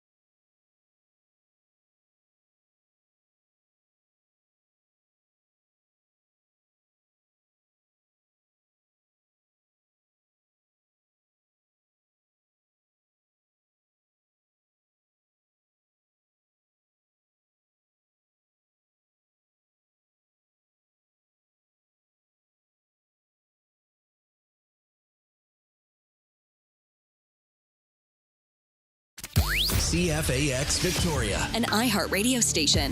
If it's happening, it's here. CFAX 1070. Good morning. It's 7:31 on Thursday, August 27th. We got clouds rolling in, a risk of a thunderstorm by this afternoon. Full forecast in a moment. Right now, the news begins, and we say good morning to Lisa Best. Good morning. On the mainland, a series of evacuation alerts lifted for communities in Fraser Canyon that have been under the threat of wildfires for more than a month now. With improved conditions from the Brunswick complex fires, about 200 residents who were sent packing on July 16th are now allowed to go home. The order stayed in place for weeks until it was finally downgraded to an alert earlier this month. Both the Brunswick Creek and Ainsley Creek fires are still considered burning out of control. Together, those two fires have torched more than 700 kilometers of wilderness. The service says the hot, dry weather lingering across much of BC could cause lightning-caused holdover fires. They smolder undetected for days or weeks before hotter, drier, and windy conditions trigger them to become more active. Across the province, we currently have 197 fires burning. That's up 30 from yesterday. 83 are considered out of control. 58 new starts in just the last day. 23 fires are on Vancouver Island, including 4 that are considered out of control. The BC Conservative caucus has shrunk again. Brendan Day, the MLA for Courtney Comox, has resigned as of yesterday afternoon. He says he will sit as an independent. Richmond's Teresa Watt also resigned from the Conservatives on Wednesday morning. Day says he's lost confidence in the judgment, conduct, and ethical standards of leader Carolyn Finlay and those she's chosen to surround herself with. So more to come from the Conservative camp in the days moving forward. Stopping doesn't seem to be in the interest of the U.S. president right now. He continues taunting and threatening Canada in interviews and social media posts, including this one of him rewriting the map of Lake Ontario. All it takes is a good pen and some intelligence. So Lake Ontario, that's gone. Lake America. So now we have a lake, and now we have a gulf. Because we have the Gulf of America, and now we have Lake America. Trump told the national U.S. radio show yesterday it's time to teach Canada you can't do this anymore. U.S. Trade Representative Jameson Greer says Washington didn't make any last-minute demands to Canada in the 11th hour trade negotiations last week. In an interview with CBC, Greer responded to the U.S. president being asked by CNN whether changes were made in the final hours. And he said, that sounds like me. Well, Greer said the president was just speaking off the cuff. And as the talk was about a text that would look like an agreement, came up with the Canadian colleagues had described as concerns. Canada U.S. Trade Minister Dominic LeBlanc revealed today that the U.S. confirmed that Canada's protections for language and culture won't be the subject of future trade actions. Stateside, a landmark settlement reached with Meta in a U.S. federal court in a trial centered around addressing social media addiction in young people. Instagram and Facebook will set daily 2-hour time limits. They will block the apps from midnight until 6 a.m. So you couldn't go on the apps during that time if you have a teen account. They will hide like counts. They will ban some beauty filters, really fundamentally changing how younger people will interact with these platforms. So far, those changes only being implemented in the U.S. There are no details yet on if or when they'll may take effect in Canada. Long before there were wearable fitness trackers, your Apple Watch video stream from your wrist, there was the Pulsar time computer.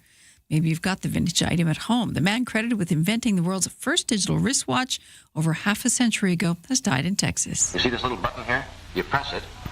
Those are the seconds. The Pulsar was so revolutionary that it was introduced to the world on The Tonight Show with Johnny Carson on May 5th, 1970. The machine finally put Mickey Mouse out of work. James Bond wore one in Live and Let Die. Q has repaired your wristwatch. Thank you, Moneypenny. The Pulsar's inventor, George Thies, went on to develop a prototype electric car as the watch evolved into an industry now worth billions. Thies has died at 95. Jim Ryan, ABC News. And just for Ryan, Starbucks is selling pumpkin spice lattes again. And No. No. Yeah. We're going to go there. It's August. It's a treat. Scientists say there is a reason the flavors make you feel good. The spices that go in pumpkin spice latte have some amazing natural chemistry. There are many polyphenols. Those compounds are natural antioxidants, everywhere from lowering inflammation to even improving our cognitive health. See, it's good for you. Dr. Steve Katalka teaches food chemistry in Texas. He says the spices used, like cinnamon and cardamom, have natural health benefits. Added with caffeine, it gives you that serotonin boost. However, he says you want to drink it in moderation. Ryan's going to save all his for you. It's fine. Those are wonderful things for September. That is your news at 7:36.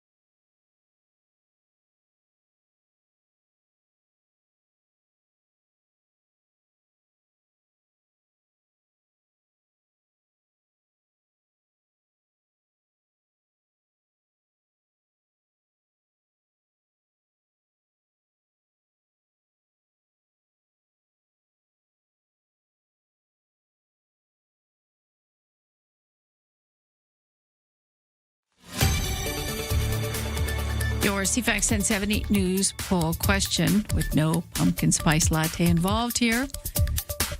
How much will the tariff war affect you personally? 7% saying a lot, 24% saying a little, and the vast majority saying not quite certain yet, waiting to see the next shoe to drop. You can vote now at CFAX1070.com. Also, the iHeartRadio app. And Lisa, best your news time, 7:38. Thank you, Lisa. It's going to be fall soon enough, and then we can enjoy all the pumpkin spice. Get your plaid out. Yeah. Actually, you know what? That's what I'm really excited for. Your plaid? My plaid and my Blundstones. They're coming back soon. It's the little things. Yeah. It's just, if you don't have a pair, buy them before the tariffs hit. It's been in summer clothing options for the last little while. Yeah. You get to go back to that part of the closet that's been sort of sitting there dormant for the last few months. In the back. Yeah. Dig in the back. Well, the weather today is interesting. We've got a risk of a thunder shower this afternoon. Full details to come. But right now, over to the sports, where Spencer Arrighetti will take the mound tonight in the finale of the Toronto Blue Jays series with the Kansas City Royals at the Rogers Centre. Last night, Nathan Lucas, who was getting some ribbing for a play earlier in this series, managed to kind of have a bit of a redemption arc as he hit a 3-run homer as Toronto shut out Kansas City 3-0 to snap the Royals' 9-game win streak. But at the Little League World Series, Canada couldn't quite do it again. They couldn't upset another baseball powerhouse because Japan eliminated Canada from the youth baseball tournament with a 7-3 win last night. Canada upset Panama 3-2 back on Monday, stunned South Korea 5-1 on Tuesday, but they couldn't do it again with Japan. Canada's Bianca Andreescu is still in the push to return to the U.S. Open. She is in the women's qualifying tournament later this afternoon. The 26-year-old from Ontario won the Grand Slam back in 2019, but had her career derailed by injuries ever since then. And Vancouver's Anna Huang, Calgary's Aphrodite Deng, and Brooke Henderson of Ontario are all in the field as the FM Championship tees off today. Huang and Deng both played their way into this LPGA Tour event after finishing in the top 10 at last week's Canadian Championship that was going on in Edmonton, the CPKC Women's Open. That's your CFAX Sports at 7:39.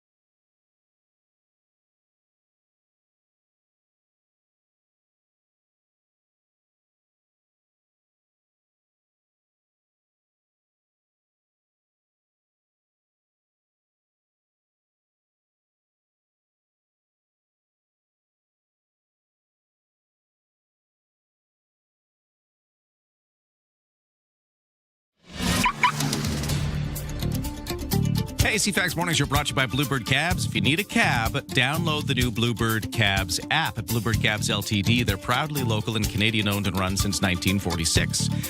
Let's take a look at the traffic.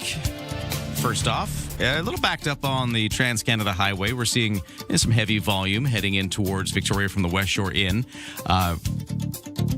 Maybe not as bad as normal commute times, but for the summer commuting conditions, this is a heavy day heading in towards Victoria. So just watch out for those slowdowns. No other crashes or problems, though, and no waits at BC Ferries. The weather situation, let's get to that. So we got showers coming in around noon. Risk of a thunderstorm as well, though. So it's not just the rain. We might see some thunder. Looks like the rain's coming for sure. Whether or not we see thunder, that's the question. See a bit of breeze as well, kind of kicking up during all of this off the Wanda Fuca Strait. Highs of 20 today, cooler by the windy water.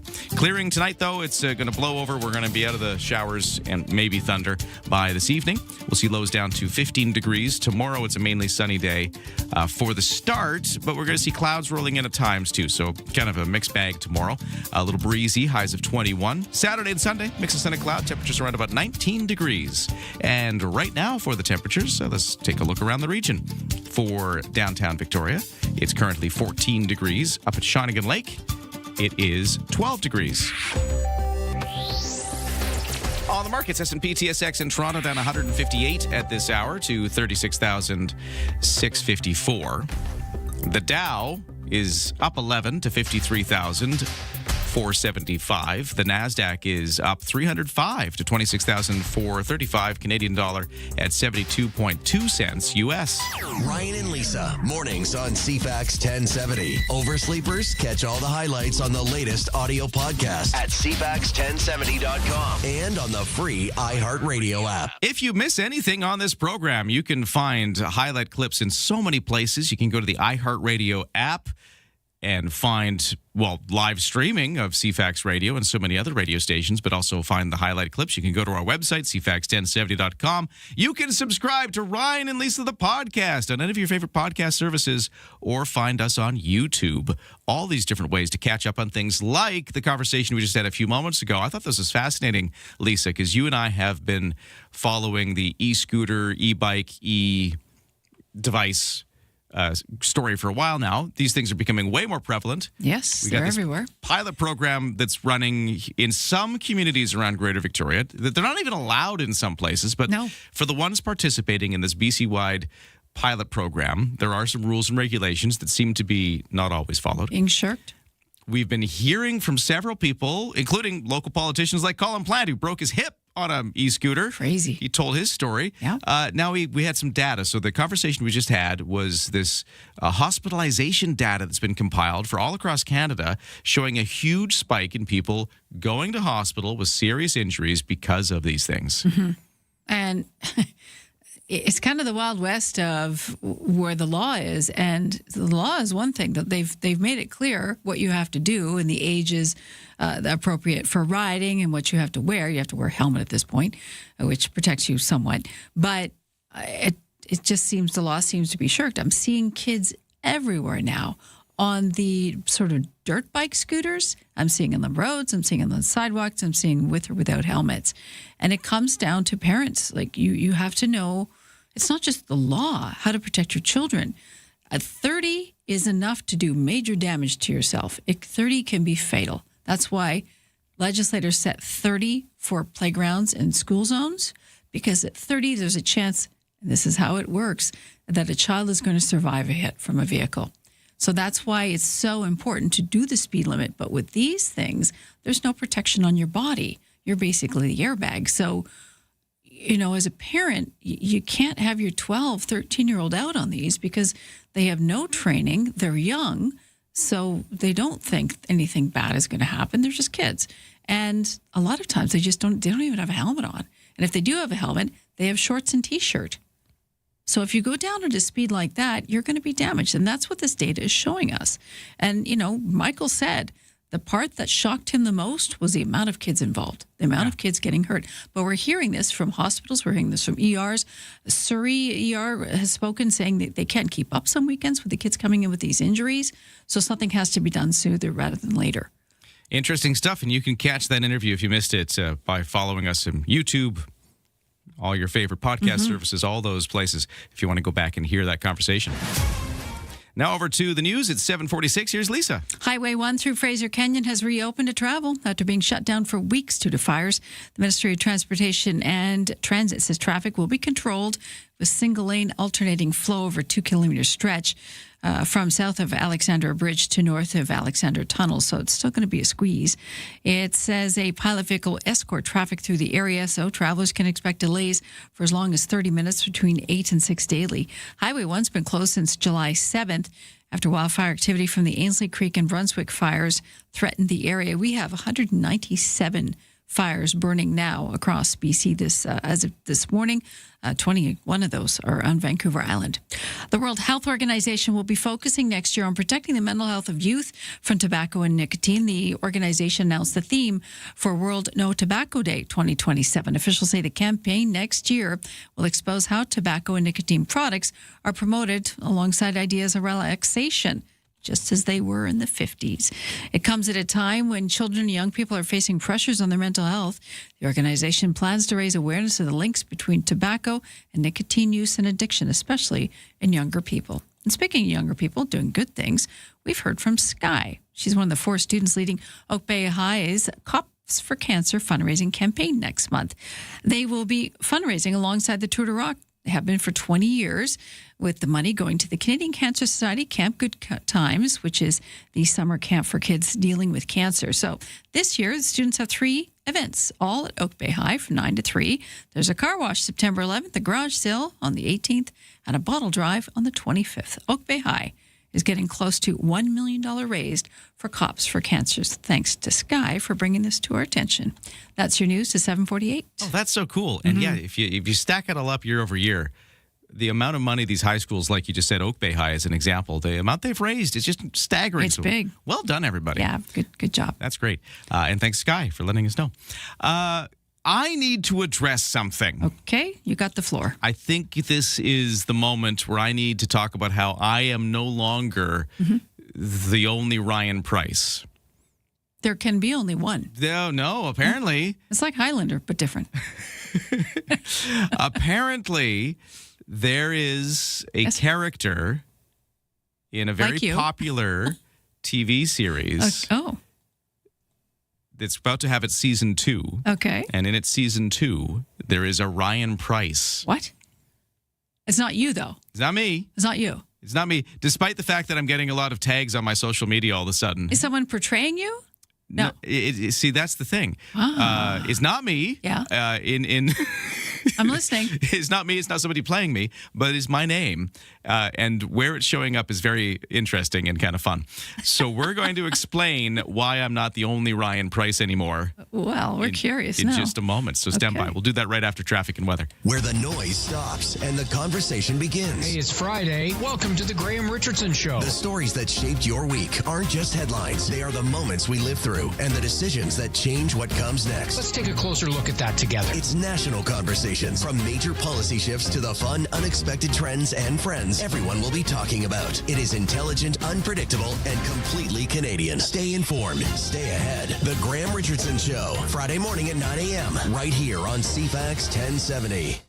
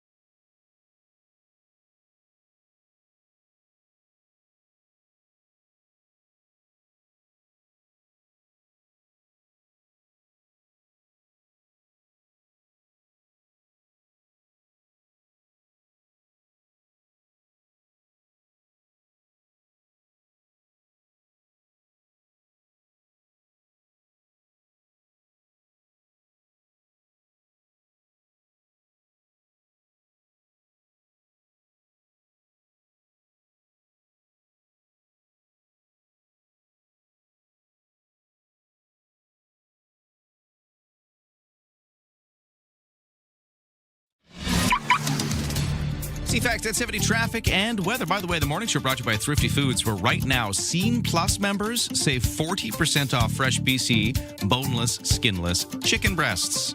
Offer ends Wednesday. On the roads, still no crashes or incidents. We do have some road work, though, causing trouble on Cook Street. So this is just from 7 in the morning, which is... It's already started, to 7 p.m., a full southbound closure between Finlayson and Cedar Hill. So if you're heading down Cook Street, you're going to hit a delay there right up until 7 p.m. But otherwise, other than some fairly heavy volume commuting from the West Shore into Victoria, there are no major problems. For BC ferries, no sailing waits, and for the weather, you got the risk of a thunderstorm coming this afternoon. Few showers as well coming with that this afternoon. It doesn't last too long. Once we get into the evening, it should be clearing up, other than some fog developing. Temperature-wise, highs at 20 today. Could be a little cooler by the windy one to Fuca Strait. Lows to 15 overnight. And then tomorrow, like I said, we're clearing out of the rain that we're going to experience midday, and it's going to be for the rest of the day tomorrow, kind of a mix of sun and cloud. Highs of 21 Saturday and Sunday, both a mix of sun and cloud. Temperatures around 19 degrees, and right now in Victoria, it is 13. Ryan and Lisa are ready when you are. Good morning. Day or night, find the highlights under latest audio at CFAX1070.com and on the free iHeartRadio app. Okay, you know the show Heated Rivalry, which you can find on Crave. It made a big sensation when it dropped. The show about gay hockey players.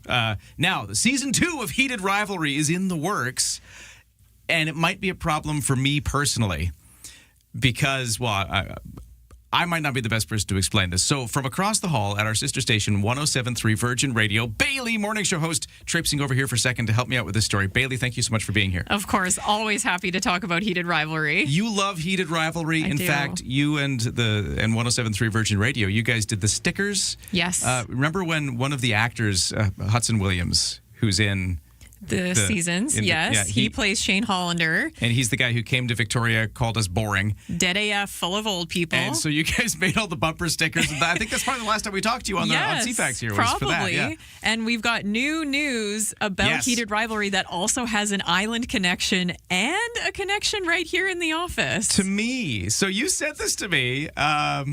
Let's just rip off the Band-Aid. What is the issue? Ryan Price is in Heated Rivalry. the name. So one of the characters is named Ryan Price. He is. Yes, there is a gay hockey player. He will be featured in season 2 of the show. Yeah. And funny enough, the actor who's going to be playing Ryan Price also has an island connection.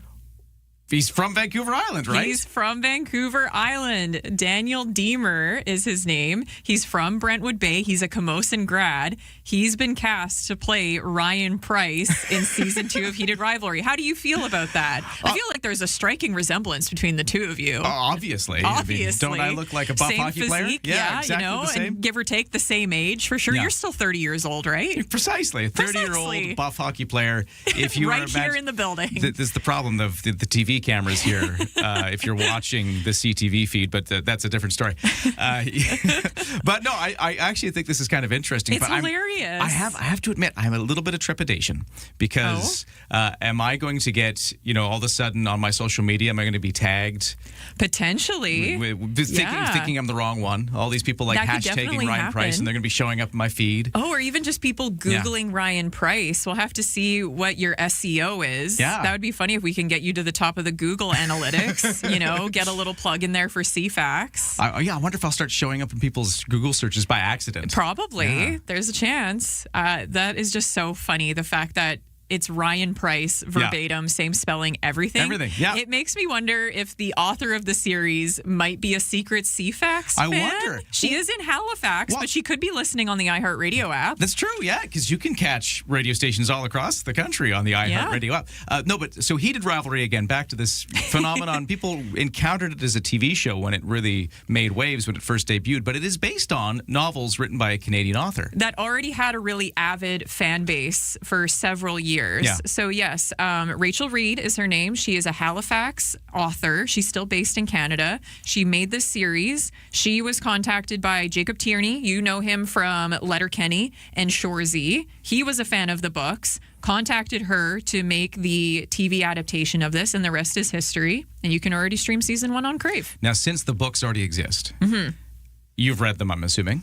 I have read a good chunk of them. There are 6. So they're hard to get through, and especially if you're trying to get like a digital copy or anything from your library, hard to get your hands on. Everyone's trying to read these books. But since you've read a bit of them, because obviously season 2 hasn't come out as a TV show, but you've seen them. So tell me a bit about Ryan Price. Ryan Price is... I want to know what I'm in for. I don't know the proper hockey term. He's like a bruiser. Okay. He's a goon. Yeah, okay. He's a goon. Okay. So he like bounces around from team to team. He has a hard time making friends. Yeah. He's really awkward. A whole storyline is about his anxiety as a hockey player. And of course, he's gay. Yeah. So that's also one of the main storylines about him coming out and him meeting his boyfriend.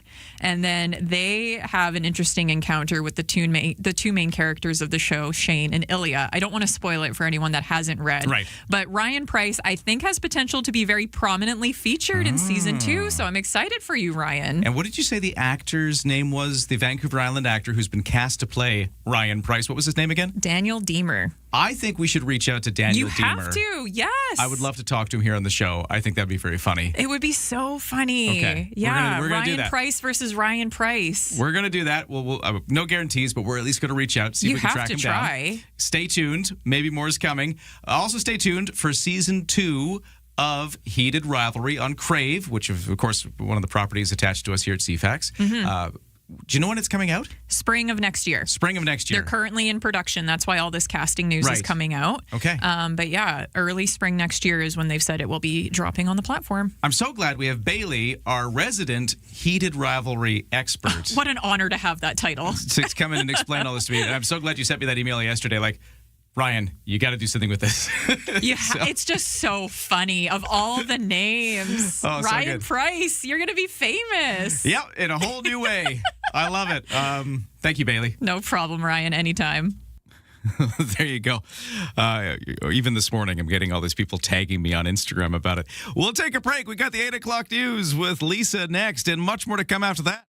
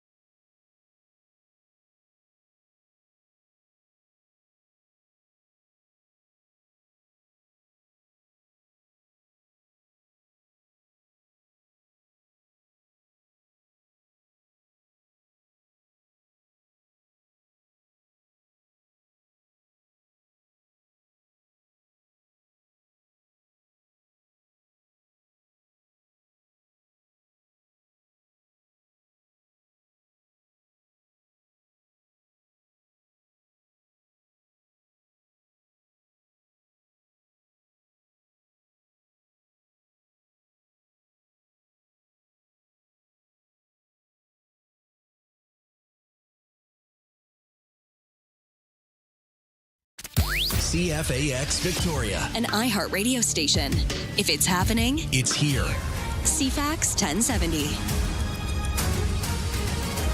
Good morning. It's 8 o'clock on Thursday, August 27th, with some showers rolling in, maybe even a thunder shower. We've got a risk of that in our forecast, and the details are coming. Right now, news time. Here's Lisa Best. Good morning. Ahead of Canada's counter tariffs that are set to take effect in the U.S. after Labor Day, both sides appear nowhere closer to potentially getting back to the negotiating table. If anything, things are ramping up. The U.S. president spent much of yesterday lobbing more threats our way on social media and through interviews. CTV's Michael Couture has the latest developments. They are one of the worst countries in the world to deal with. It's time to teach Canada you can't do this anymore. Ontario Premier Doug Ford is continuing to attract anger from Americans for the failure of the deal. Apparently, Ford was like the devil in Carney's ears, don't do this, don't do this. Ford denies that. In Calgary today, Industry Minister Melanie Joly highlighted the $28 billion worth of countermeasures. We had many cards in our hand. And of course, we have many hands to play. Meantime, following industry feedback in the past few days, the federal government has tweaked its intended tariffs. Late Wednesday evening, Finance Canada issued a statement saying it had been receiving feedback from Canadian industries and is making some adjustments to the list of counter tariffs. Canada's response was spelled out on Tuesday, including doubling tariffs on American steel and aluminum products to 50% and imposing tariffs ranging from 15 to 50% on hundreds of other U.S. exports, including clothing and apparel, appliances, and dairy products. Now, Finance Canada says to protect against broader economic harm, seafood and fish products have been removed from the list, but no further details were released. Naira Ahmed, The Canadian Press. The federal internal trade minister says the U.S. has confirmed that Canada's protection of languages and culture won't be the subject of future trade actions. A desperate search for survivors following that catastrophic flooding in Nepal. Hundreds are still missing, including 24 Canadians. There's an urgent search and rescue operation now underway to find people trapped or swept away. The deadly waves sped down the mountain at more than 14 miles per hour. The energy equivalent to a 5.2 magnitude earthquake. Experts say it was triggered by a massive landslide which hit a glacier and melted tons of ice along the way. In health news, a new study shows that a newer shingles vaccine is being linked to a lower risk of dementia. Researchers at Brown University found older people who took the shingles vaccine have a 24% lower risk of being diagnosed with dementia over a 4-year period. The study involved 500,000 people aged 66 and up who are at nursing homes or for a short stay or long-term care. Head researchers say the study shows vaccines are effective in preventing shingles and also appear to have neuroprotective benefits on the side. A new breakthrough for those going through advanced stages of pancreatic cancer. The FDA in the U.S. approved that drug that shows promising signs in clinical trials. ABC News medical contributor Dr. Darian Sutton says while it's not a cure for pancreatic cancer, it could add years to a patient's life. It's an oral daily pill that targets a key genetic driver of tumor growth, and in studies it was shown that when given to patients with metastatic pancreatic cancer, it doubled their median survival to just over 13 months, compared to about 6.5 months for patients on standard chemotherapy. A third of the patients saw tumor shrinkage, and some patients lived years beyond the treatment. What's in your cereal? A major food manufacturer now says almost all of its products use natural ingredients for coloring. ABC's Sherry Preston tells us that includes the sugary breakfast cereal. General Mills has announced that all of its cereals in the United States, including Trix and Lucky Charms, are now made without artificial colors. And by the end of next year, the company says 100% of its products, including fruit snacks and baking products, will be made with natural dyes. Currently, about 90% of General Mills products are made without those artificial colors. And in Souk, a new commemorative crosswalk donated by Victoria Contracting now graces the entrance to the Royal Canadian Legion Branch 54 on Eustache Road. The crosswalk features red maple leaves and the silhouette of a service member standing with 2 children, accompanied by the words, "In honor of those who served and sacrificed." Mayor of the community, Maya Tate, says a crosswalk is a wonderful celebration for Souk's Legion's 100 years of service to veterans and the wider community. That's your news to 8:05.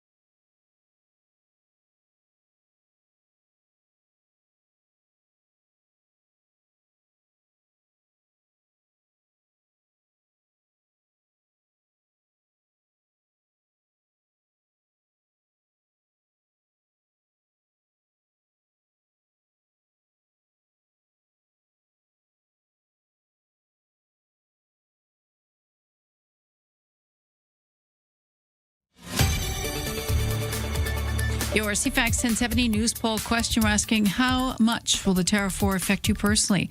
About 7% say a lot, a quarter say a little, and the vast majority saying not certain yet, waiting for the next shoe to drop. You can vote now at CFAX1070.com, also on the iHeartRadio app. I'm Lisa Bastian, News Times 8:06. Thanks, Lisa. We've got showers, even a risk of a thunder shower coming at us this afternoon. I'll get you a full forecast in just a moment. Right now, over to the sports. And hey, this is really cool. We've been talking baseball today, right? Yes. And Nathan Lucas, with the Blue Jays, big play yesterday, right? Big home run, scores the only runs of the game, big defeat. Anyways, emails came in from Jim Swanson with the Harbor Cats, of course. He's just mentioning to me, and I think this is a really cool thing to bring up, that Nathan Lucas, of course, used to be a Harbor Cat. Well, that's a fine connection. Yeah. So Jim Swanson saying he was our player of the year one year even, drafted from us after that. We're so proud of him. And he says that it's just one of the 5 current and legit guys from the Harbor Cats who've gone on to the major leagues. That's so cool. And so this is cool. He says that later today, the Harbor Cats are going to announce that they've had another player signed to the Milwaukee Brewers. Really? Yeah, so details to come. That's just sort of a sneak peek that's coming. But that's why we watch the Harbor Cats. Yeah, so hey, Jim Swanson, thank you for letting us know, giving us that tip about the coming news about the Brewers. And yeah, good reminder that that Lucas was once a Harbor Cat Very a few cool. years back. And let's talk about him, because he hit that 3-run home run in the 4th inning. Proved to be the only offense in Toronto's 3-0 win over Kansas City, snapped Kansas City's winning streak. Now, just the game before that, he was getting a bit of a ribbing for some missed plays that were attributed with costing the Jays the game. So kind of nice that he could have his redemption arc. Felt good. There were a few guys that came up to me and said that I was going to come up big tonight just to make up for what happened. But I guess you can't screw up base running if you just hit the ball over the fence. So it's great. That's my favorite clip of the day for sure. Like, it's just have a home run. It was that simple the whole time. All I needed to do is just hit homers. Solves all the problems. Well, it's simple. It's that simple. It's the getting there that's a bit of a challenge. It's a sound strategy. It's the execution that I guess sometimes doesn't go your way. Anyways, the other thing in baseball that's cool, well, maybe not cool, but it was neat that they got this far. Little League World Series, Canada has been eliminated. That's the not cool part. Japan defeated our Canadian youth team 7-3 last night, but it's cool that Canada made it that far. They upset Panama back on Monday 3-2, stunned South Korea on Tuesday 5-1, setting up that elimination game with Japan. So neat to see them go that far. That's the cool part. And that is your CFAX Sports to 8:09.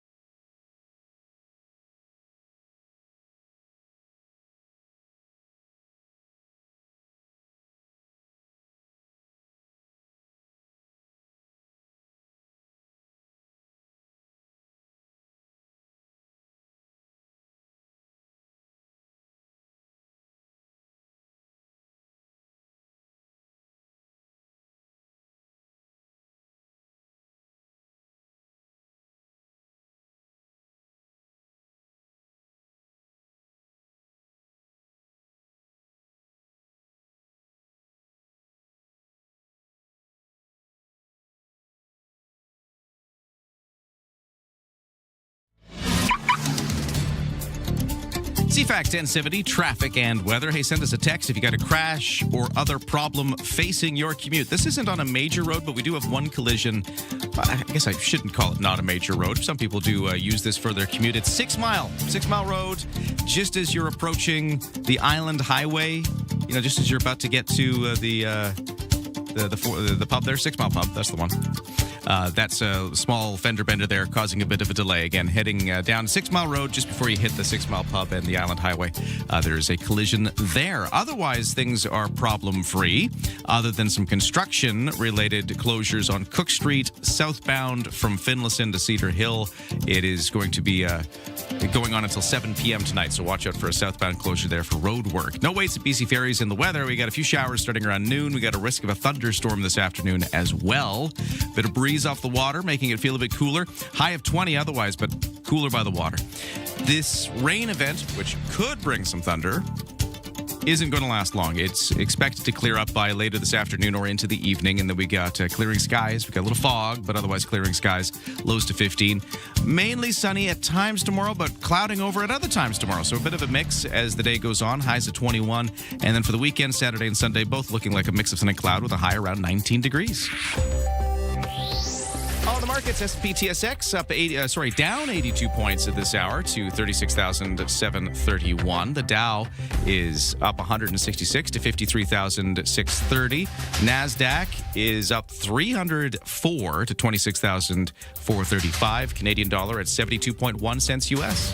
Ryan and Lisa, mornings on CFAX 1070. We love it when you join the conversation at 7:10:10. And I was just talking to Bailey from our sister station 107.3 Virgin Radio just before the 8 o'clock news about how the Heated Rivalry TV series, which started out as a book series, written by a Canadian, by the way, from Halifax, as we learned. Very good. The Heated Rivalry Season 2 is being worked on, and it was just announced that one of the characters, who happens to be named Ryan Price, has been cast, and the guy who's going to play him is from Brentwood Bay. Wow. We are going to try to reach out to the actor who will play Ryan Price, the hockey player, in Heated Rivalry Season 2. Maybe you could get on the ice and, throw some pucks around with them. Oh, I got to get involved somehow. It's not a euphemism. yeah, what? Saying. Okay, hang on. I'm getting on track. Texter at 71010 says, "You will always be our favorite Ryan Price." Thank you, Texter. That made my day. He's just stealing your name, that's all. They're borrowing it for art's sake. And with that in mind, this texter says, Heated Rivalry should go a step further and have an Adam Sterling named character, maybe as the league commissioner. I could see Adam Sterling, the league commissioner of the Heated Rivalry hockey universe. He could. Yeah. Yeah. There's a few roles he could play, I think. Coach. Yeah. Barking from the sidelines. Uh-huh. That would work. Yeah. Not a stretch of character. Maybe he should be one of the hockey announcers. Oh. Yeah. I like that. Have him and Steve together in the booth. That'll be fiery. Oh, yeah. We got to have Steve Young as well in this. So, yeah. There you go. To the writers and creators of Heated Rivalry. We have so many great names. Say thank you, I think. What about Lisa Best? There's no better name than Lisa Best. It is the best name. No, it's the best name. No, it's just, I got nothing. Okay. No, a solid pass. But maybe I could do promotions for the team or something. I don't know. We're just going to write ourselves into the show all over the place. Apparently there's a Ryan Price character coming in Season 2, and the Brentwood Bay actor who will play him, we would love to talk to you. If maybe you're out there listening right now, or maybe your mom is. Get in touch. We would love to do this. The other thing your mom is. Maybe your mom's listening. I don't know. That's so great. We know family's listening because it's 2 degrees of separation on this island. It always is in Victoria. Someone knows somebody. Back to the news. Yes. So, BC politics, 2 more Conservative MLAs leaving yesterday. We've been talking about that throughout the show, and coming up in just a moment, we're going to get us a professor of political science from UBC, who we talk to all the time, Stuart Press, to join us for his take on the bigger picture. We'll talk about the individual MLAs who've left this week, but also talk about what this means for the state of politics in BC. Is this a big moment where we're seeing the ground shift? The lines blurring? The way that politics has been in BC. I mean, having the BC Conservatives emerge from the collapse of BC Liberals/United was already a major moment. What does this mean for the state of BC politics? I want to get into that conversation in just a moment. But first, to the news, here's Lisa. Talking trade, Ottawa tweaking those reciprocal tariffs on the U.S. after receiving input from the industry. Now, these don't take effect till Tuesday, September 8th, a few more days. But in a statement late last night, the Finance Canada says it's removing seafood and fish products from their list, which will make some local businesses very happy. They're citing protection against broader economic harm for the reason for that change. Canada is set to raise the tariffs on U.S. steel and aluminum products from the current 25% to 50% in response to the latest tariff war. The federal government also says it will impose between 15 to 50% tariffs on hundreds of U.S. exports, everything from clothing to makeup to apparel, appliances, dairy products, and even honey. Tit for tat there. BC Council of Forest Industry CEO Kim Haskestad says that the province's forestry sector supports our decision to walk away from trade talks. Haskestad said that the talks breaking down presents challenges for the industry, but the forestry sector wants a deal that works broadly for Canadians right across the country. U.S. Trade Representative Jameson Greer says the talks broke off last week, that the Trump administration had offered to cut lumber tariffs in the deal. BC Premier David Eby says he's heard that progress on lumber was being made in the talks before they ended, but he adds people should not be so naive about the benefits of a deal signed by the Trump administration, given its history of unpredictability. And kids under the age of 18 will soon see a host of changes, at least stateside, in their Instagram and Facebook experiences, thanks to that historic $18 billion settlement from Meta Platforms. It'll be paid out over a decade to a number of states, California getting the largest chunk of the cash. Meta has agreed to strengthen its age estimates to keep kids under 13 off its platforms and teens in age-appropriate accounts, enacting a hard limit of 2 hours a day for users under the age of 18. They're also blocking kids from apps between midnight and 6 a.m. and hiding the like counts. Both the critics and children's advocates caution it's not going to solve the myriad of problems that exist overnight. That's a start. That's your news to 8:17. All right, more BC politics analysis from UBC political science lecturer Stuart Press next.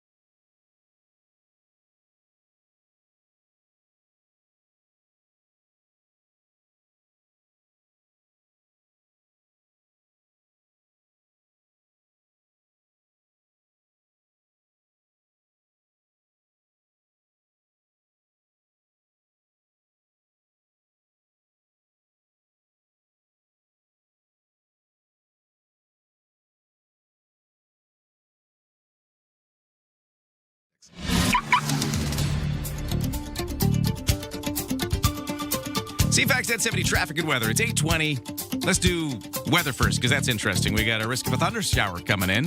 So you can see the clouds coming in right now. Some showers with those clouds for around about noon is when we're thinking we could see some showers, but there's a risk of a thunderstorm with it. So watch out for that. Highs of 20 otherwise, a little cooler by the water.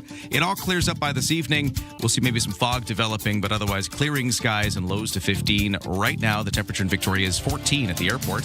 CFAX Morning Show brought to you by Coastal Heat Pumps. For a comfortable home no matter the season, big savings on your heating bill. Talk to Coastal Heat Pumps. Designed for comfort. South Island's Elite Plus Fujitsu Air Stage dealer. You get me going. the best way to start an island morning. Ryan and Lisa on CFAX 1070. UBC political science lecturer Stuart Prest is here. He's here to help break down the BC political stories of the week. And oh my, what a week now with a continuing, what started as a small trickle and now is like a big stream of defections from the BC Conservative Party. Stuart Prest, great to talk to you on this crazy week. Great to be with you as well, Ryan. Yeah, so yesterday, MLA Teresa Watt, then MLA Brennan Day leave the BC Conservative Caucus. There's been several before that just this week, and we wanted to obviously break this all down. I thought it was interesting because I was mentioning this earlier in the show. We spoke to Brennan Day just exactly a week ago right here on this show, and we asked him, hey, you backed Peter Millibar, one of the other people who left the party. Will you follow him because he was your guy, or are you sticking around? And he told us a week ago, no, I'm sticking around. I think the BC Conservatives are the ones to stay with to oppose the NDP. And then a week later, he's leaving the party. So what is happening that things are changing so fast and things are unwinding so fast that, a story like that can happen? Yeah, it's interesting just how kinetic this story is, because at the start of the day and by the middle of the day, we still don't know if we have all the names that are going to come out that are going to have some new changing relationship with the BC Conservatives.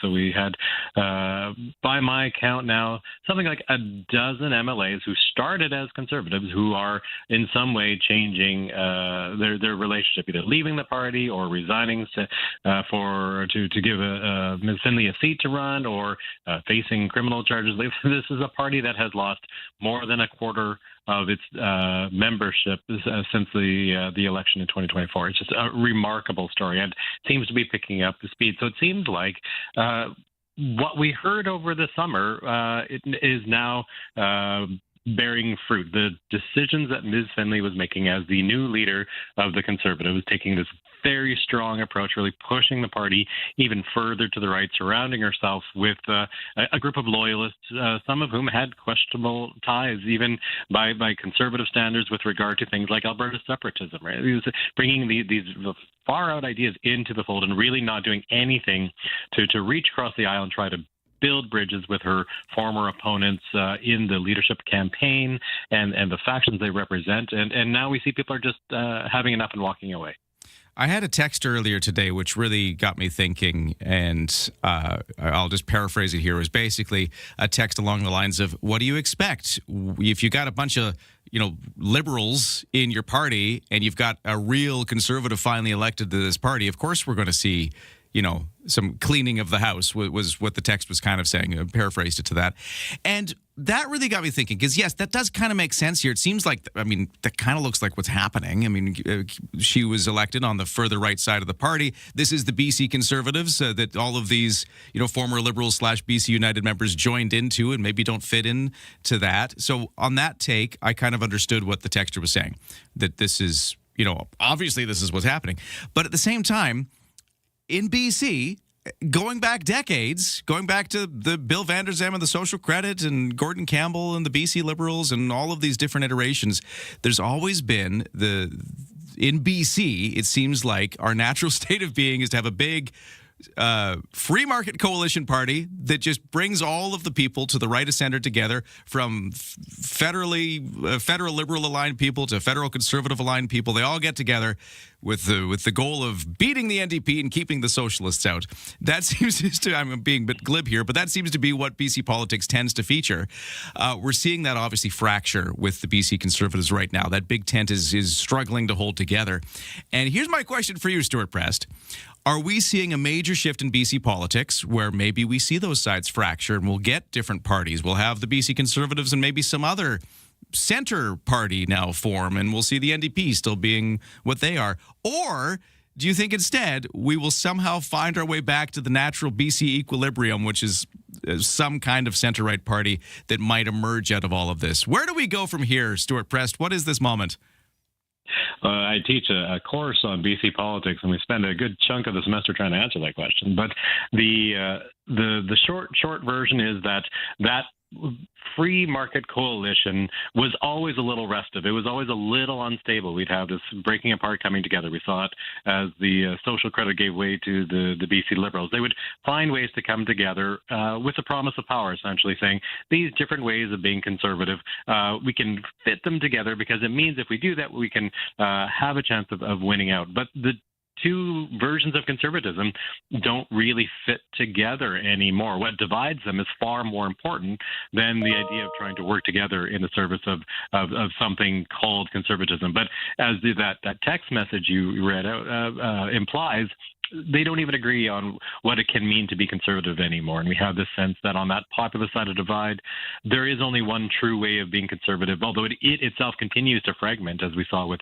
One BC. And so that's a recipe for uncertainty and a certain amount of dysfunction if you're always looking to purify your brand as opposed to build a larger tent.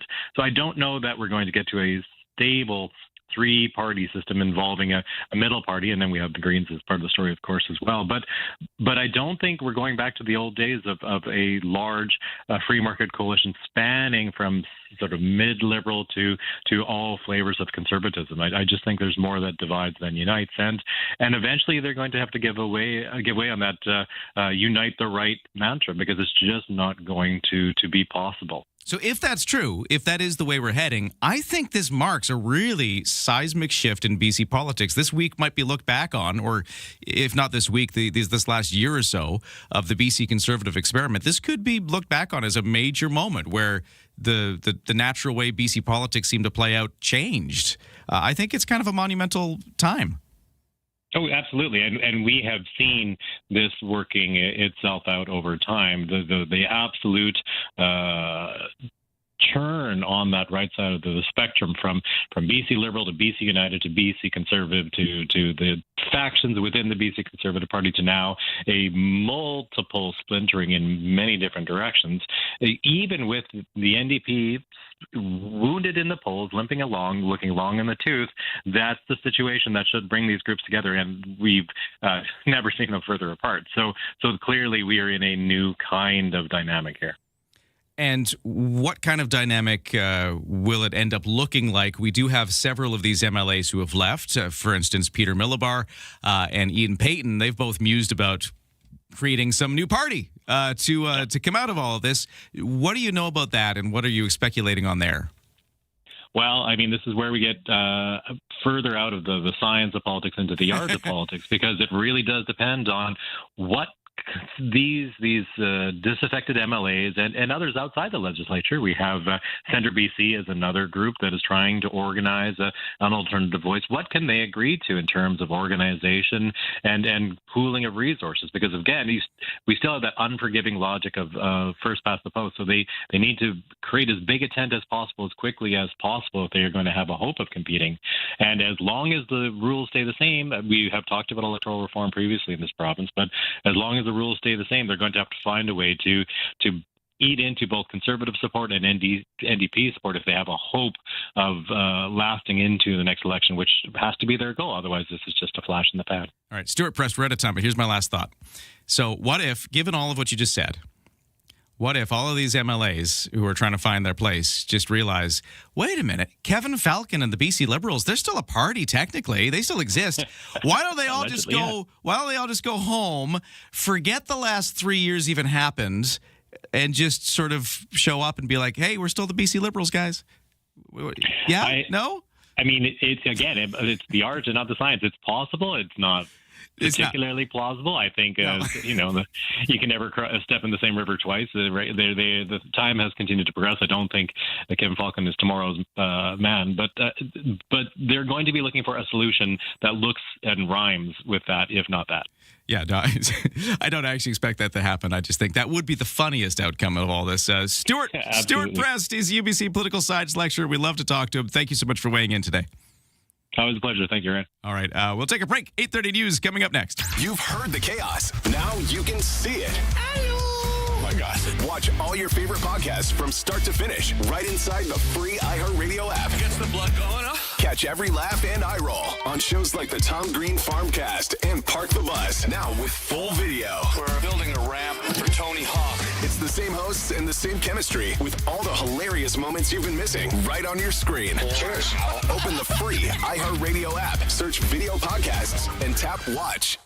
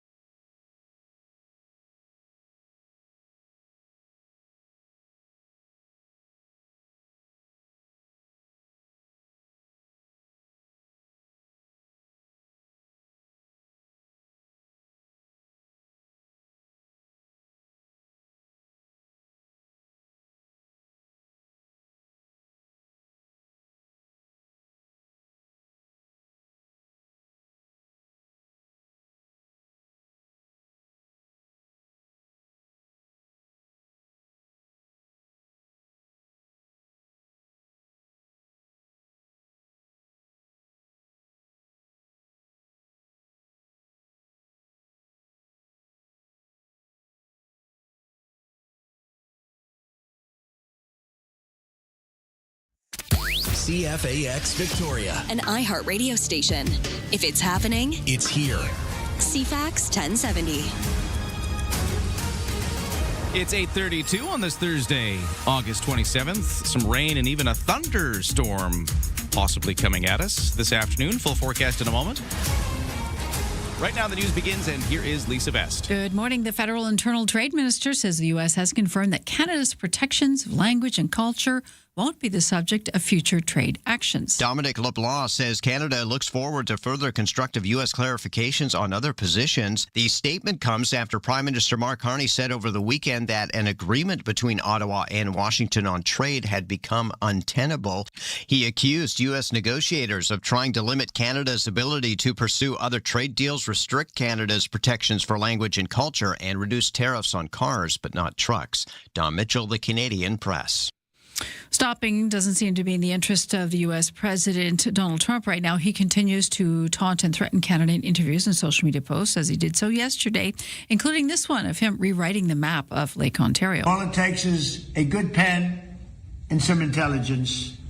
So Lake Ontario, that's gone. Lake America. So now we have a lake, and now we have a gulf. Because we have the Gulf of America, and now we have Lake America. Trump told a national radio show yesterday that it's time to teach Canada that you can't do this anymore.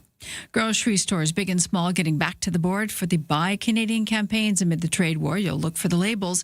CTV's Alex Carpa has the details. We're always looking at different products and making sure that those ones that are made right here in Canada are highlighted first. Loblaw is bringing back its T symbols on tariff-affected items. A spokesperson told CTV News that the company will also continue using the maple leaf symbol to highlight local products. Sobeys also told CTV News that it will continue highlighting local products using provincial flags to help customers identify Canadian-made goods. There were issues with the policy when it first kicked in last year after we learned that some products were incorrectly labeled, which led to them being scrapped. Stateside, a landmark settlement reached with Meta in a U.S. federal court in a trial centered around addressing social media addiction in the younger generation. Instagram and Facebook will set daily 2-hour time limits. They will block the apps from midnight until 6 a.m. So you couldn't go on the apps during that time if you have a teen account. They will hide like counts. They will ban some beauty filters, really fundamentally changing how younger people will interact with these platforms. So far, those changes only being implemented in the U.S. No details yet on if or when they may take effect in Canada, but something to consider and watch the outcome. The man credited with inventing the world's first digital wristwatch has died in Texas. When he released it in 1970, George George Thies called his invention the Pulsar Time Computer. When you pressed its one button, the Pulsar's red LED displayed one thing, the time of day. Despite its $2,100 price tag, the gold-encased watch was a sensation, partly for its accuracy. 56 years after the Pulsar was born, time has run out for George Thies. He died at home outside Dallas at age 95. And of course, we lost Dolly Parton earlier this week at the age of 80. Now, Tropical Storm Dolly has formed in the Atlantic Ocean. It's far from land. Forecasters do expect it to fade off quickly. The U.S. National Hurricane Center in Miami says it will start issuing advisories for the storm. The agency also clarified that the storm's name has no connection or coincidence to the late Dolly Parton. They said it was just a fluke. Environmental conditions are expected to weaken the storm beginning tomorrow. That's your news, 8:35.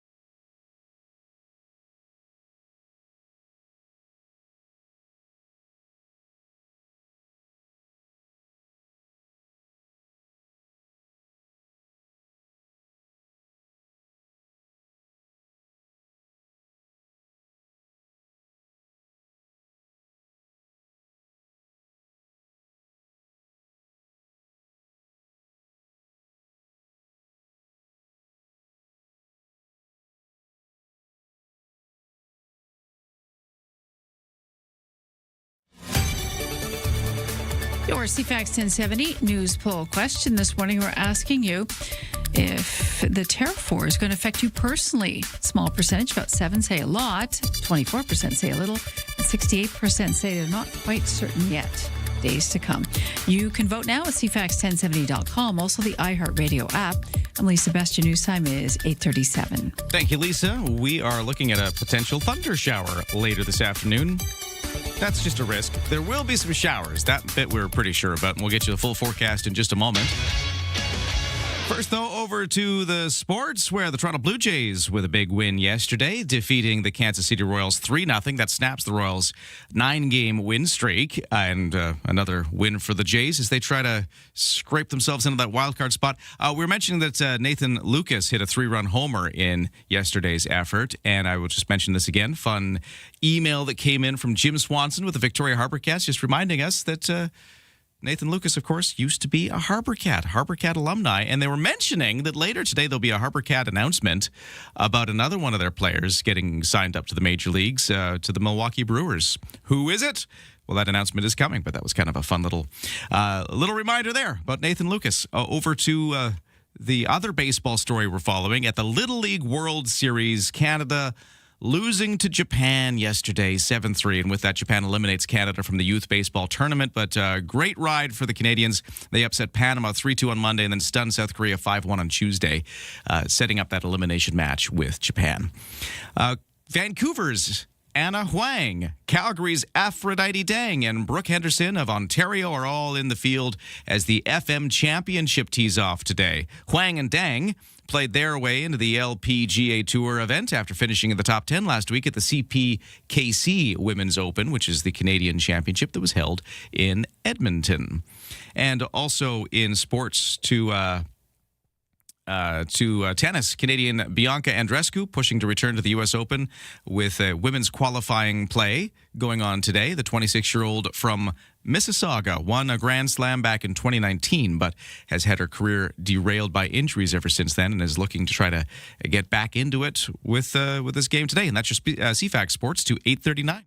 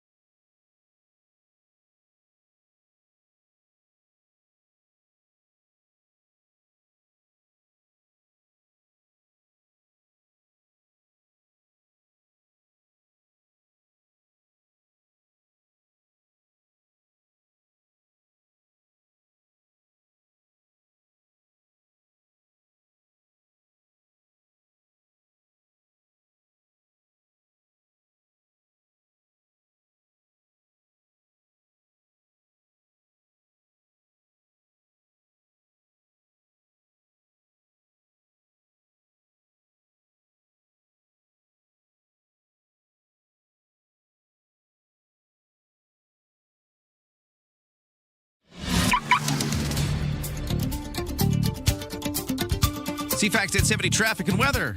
By the way, the whole morning show brought to you by QP Vancouver Island, working to deliver the public services island communities rely on. QP, better services, better communities. So in traffic, the collision we were mentioning earlier on 6 Mile Road, this is in Colwood, 6 Mile Road heading in towards the Island Highway, right before you hit the pub there, 6 Mile Pub. It seems like the crash or whatever it was is cleared. Maybe still a little slow through there, but whatever had been happening is gone off the road. So smooth sailing on 6 Mile. It was the only real incident this morning. Everything else has been all right, other than some different construction, which is new. This is on Cook Street. It is closing southbound traffic from Finlayson to Cedar Hill Road. Underground road work there, which is going to go on until 7 p.m. tonight. Any other updates? Let me know at 7:10:10. There's no waits at BC Ferries, and in the weather forecast, a few showers beginning around about midday today. A risk of a thunderstorm coming with them. So the showers probably are going to be here. The thunderstorm, we don't know, but there's a risk that could happen again. And after we saw that big thunderstorm on Saturday, who knows? Clearing skies tonight, though. The rain won't last. We'll see lows down to 15 after we hit that high of 20 today. Mainly sunny to start tomorrow, but we will see clouds rolling in at times. And we'll see highs tomorrow hitting about 21 degrees. Then Saturday, Sunday, mixes in a cloud, highs at 19. And peering ahead into the long-range forecast, it looks like next week we'll stay with a mixes in a cloud and temperatures around about 20 degrees. Right now, it's 14 at the airport. On the markets, the S&P TSX in Toronto, Canada's main stock index, down 92 points to 36,721. The Dow is up 224 to 53,687. The Nasdaq is up 324 to 26,454. And the Canadian dollar at 72.2 cents US. Let's get started. Start your day informed and entertained.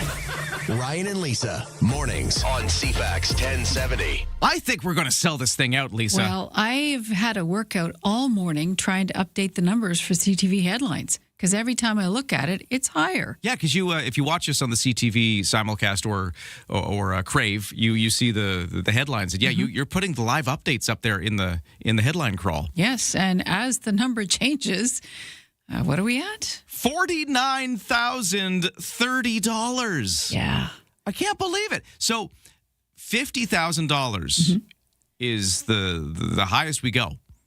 We're going to sell out. So we only have single tickets left as well, because we sold out the 5-packs. Correct. We sold out the 20-packs. Yep. Only single tickets left, $10 per single ticket. But not many of those left either. We could sell this thing out before 5 p.m. today. Well, I'm guessing we are, because we're so close. We're less than 1,000 to go. Amazing. And as you know, the winner takes half of that when we do a draw tomorrow morning at 7 right here on the airwaves. Lisa, you'll read us the 7 o'clock news. I will. Then we will draw the name. Actually, it says this is through the BC Lottery Corporations that are regulating this giant raffle. So like they've got some sort of mechanism that spits out a winner. They're not going to show up in their suits with their briefcases, are they? Yeah, well, exactly. It's just us. It's like that. They got their handcuffed briefcase. Got to keep that number safe. Or is it that football that the nuclear codes get stuck in that follows the U.S. president around at all times? Yeah, it's like that. Terrifying, isn't it? And your number will be in there. And could it be yours? We're going to find out. You got to listen at 7 tomorrow. This is good. Gather around the radio or the TV or whatever you're... Old school. Whatever Gather you're doing. around it. And we will find out who's the winner. So someone's walking away at this point. It looks like, sense of purposes. Yeah, 40. It just went up again. 49,110. So someone's walking away with $25,000 in their pocket. And $25,000 to CFAX Santa's Anonymous, the good work they do, putting food on the table and helping local families in need throughout the year, not just at Christmas. And Christine, our executive director, Christine, texted us early. She's like, it would be really nice if someone wins that $25,000. If they're feeling really benevolent, they can give us back a little bit. They can turn around and donate some.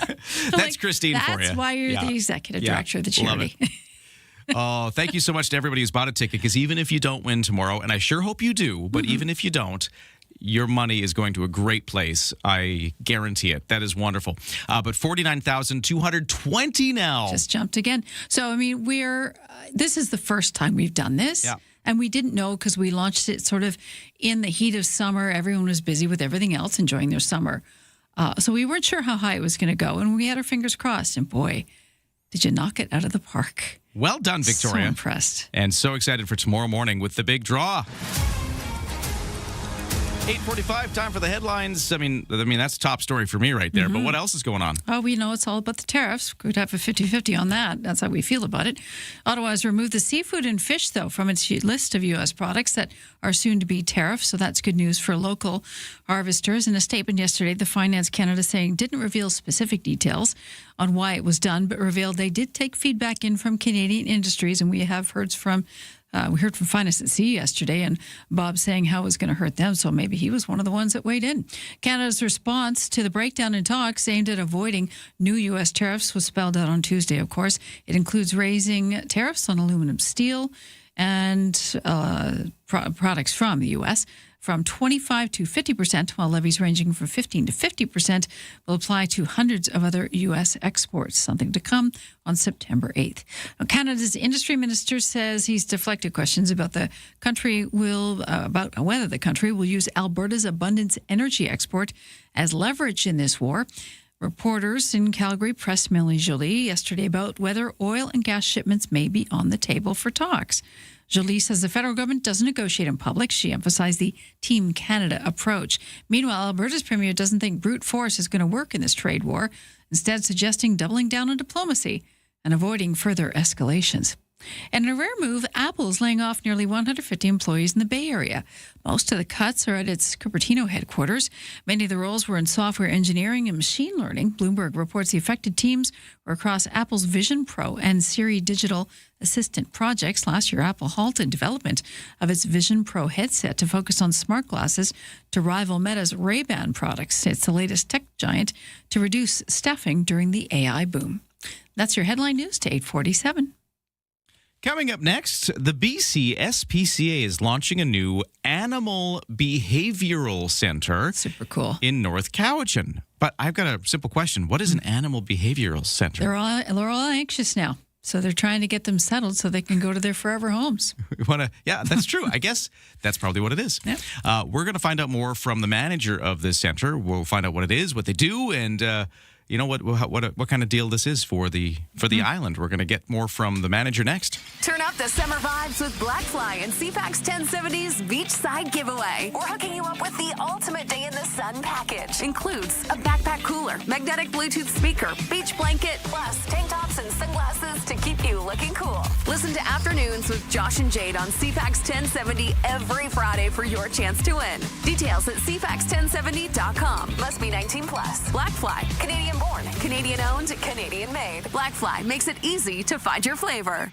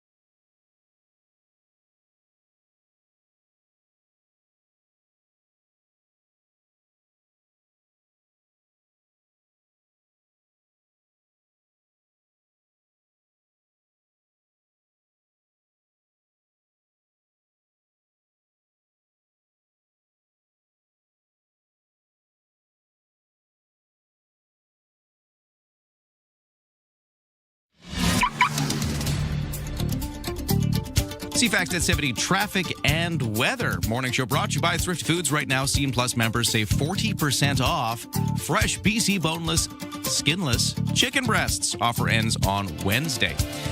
We have a report of a collision at Finlayson near Cook Street, right near the intersection there. I don't know if it's causing major trouble, but if you're traveling Cook Street, Finlayson area, watch out for that. And oddly enough, that is right around where there is some road work as well. I don't know if there's any connection here, but City of Victoria crews working on Cook Street underground work from Finlayson to Cedar Hill.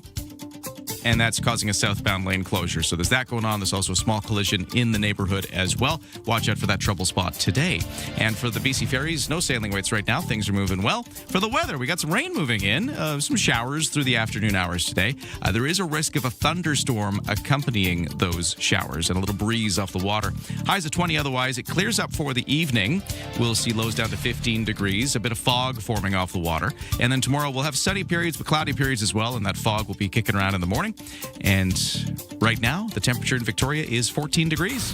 It's all here. News, weather, traffic, and community events. Ryan and Lisa, mornings on CFAX 1070. Let's talk now about the brand new BC-SPCA Animal Behavioral Center that'll be opening up in North Cowichan.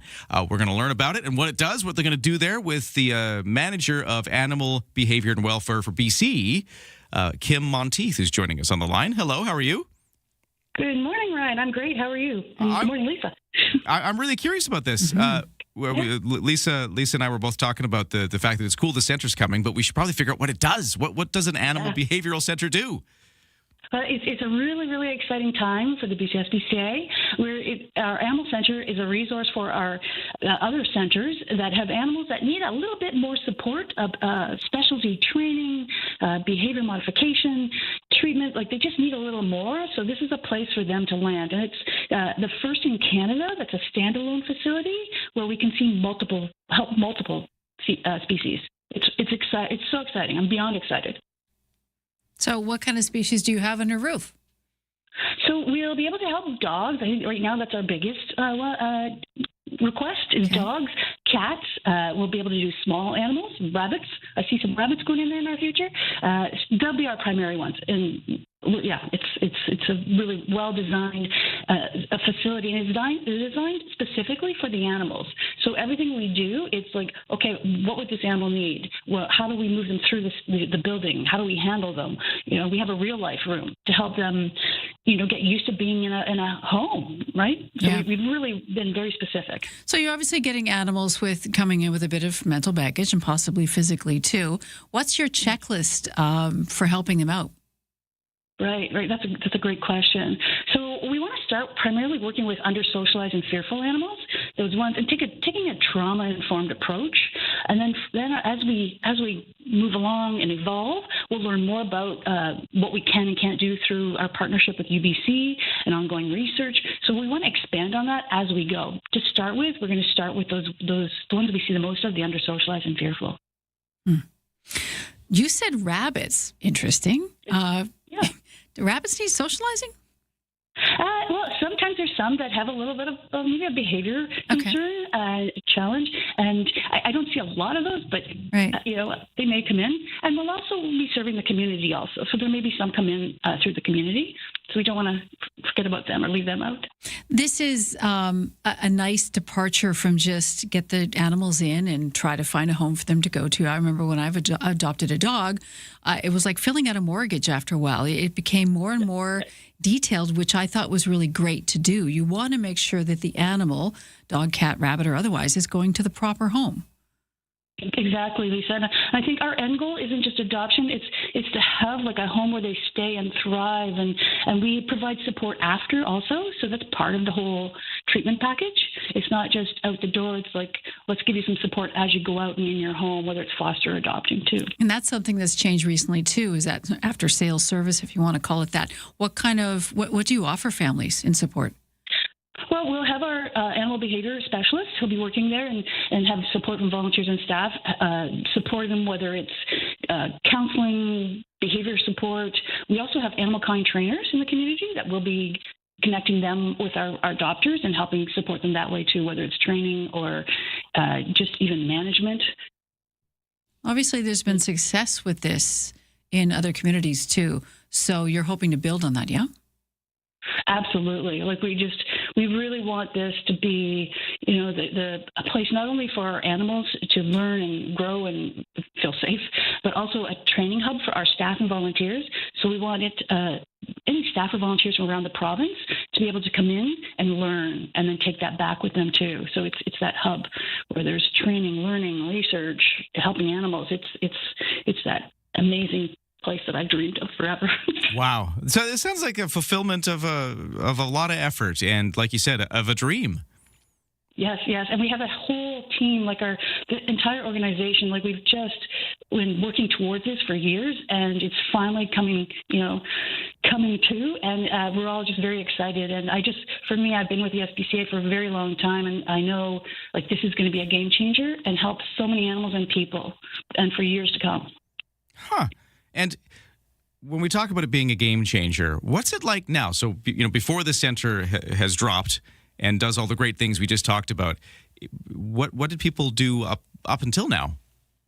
Well, right now, the center staff and the volunteers, when they have their animals, they'll work with them. They work really hard. They reach out to myself and my team so that we support them with their behavior needs, and we'll give them plans and help them. And then we have a Drive for Life, so we'll transfer animals to another center if there's somewhere else where they have more volunteers or more resources or staff or animal kind trainers that can actually go in and help them, because it's really hard when you're in different parts of the province.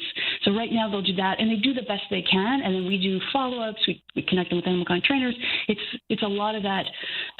We'll try and support you from here, and they're really, really good. It's not enough, because you can imagine with these animals where they're transferred from center to center, and especially if they're fearful, right? Yeah, if you got anxious animals, like changing scenery all the time is not helpful, which is why it's great that the BC SPCA is launching a new animal behavioral center in North Cowichan, and Kim Monteith, manager of animal behavior and welfare for BC, joining us to talk about it. Well, congrats. This is a wonderful story, and thank you for telling it to us here today.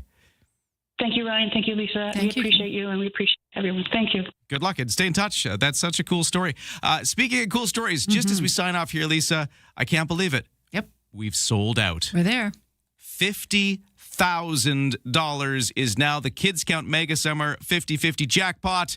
That is a sellout. All of the tickets sold. The draw is tomorrow morning right here on the show at 7 o'clock. There's people cheering in the hallways. This is amazing. I can hear that. Well, it's so exciting because this is the first we've ever done. So thank you for making it a success. Thank you so much, Victoria, for supporting us. Hopefully you win tomorrow. Stay tuned. 7 o'clock. We'll do the draw. Listen then. Have a good day.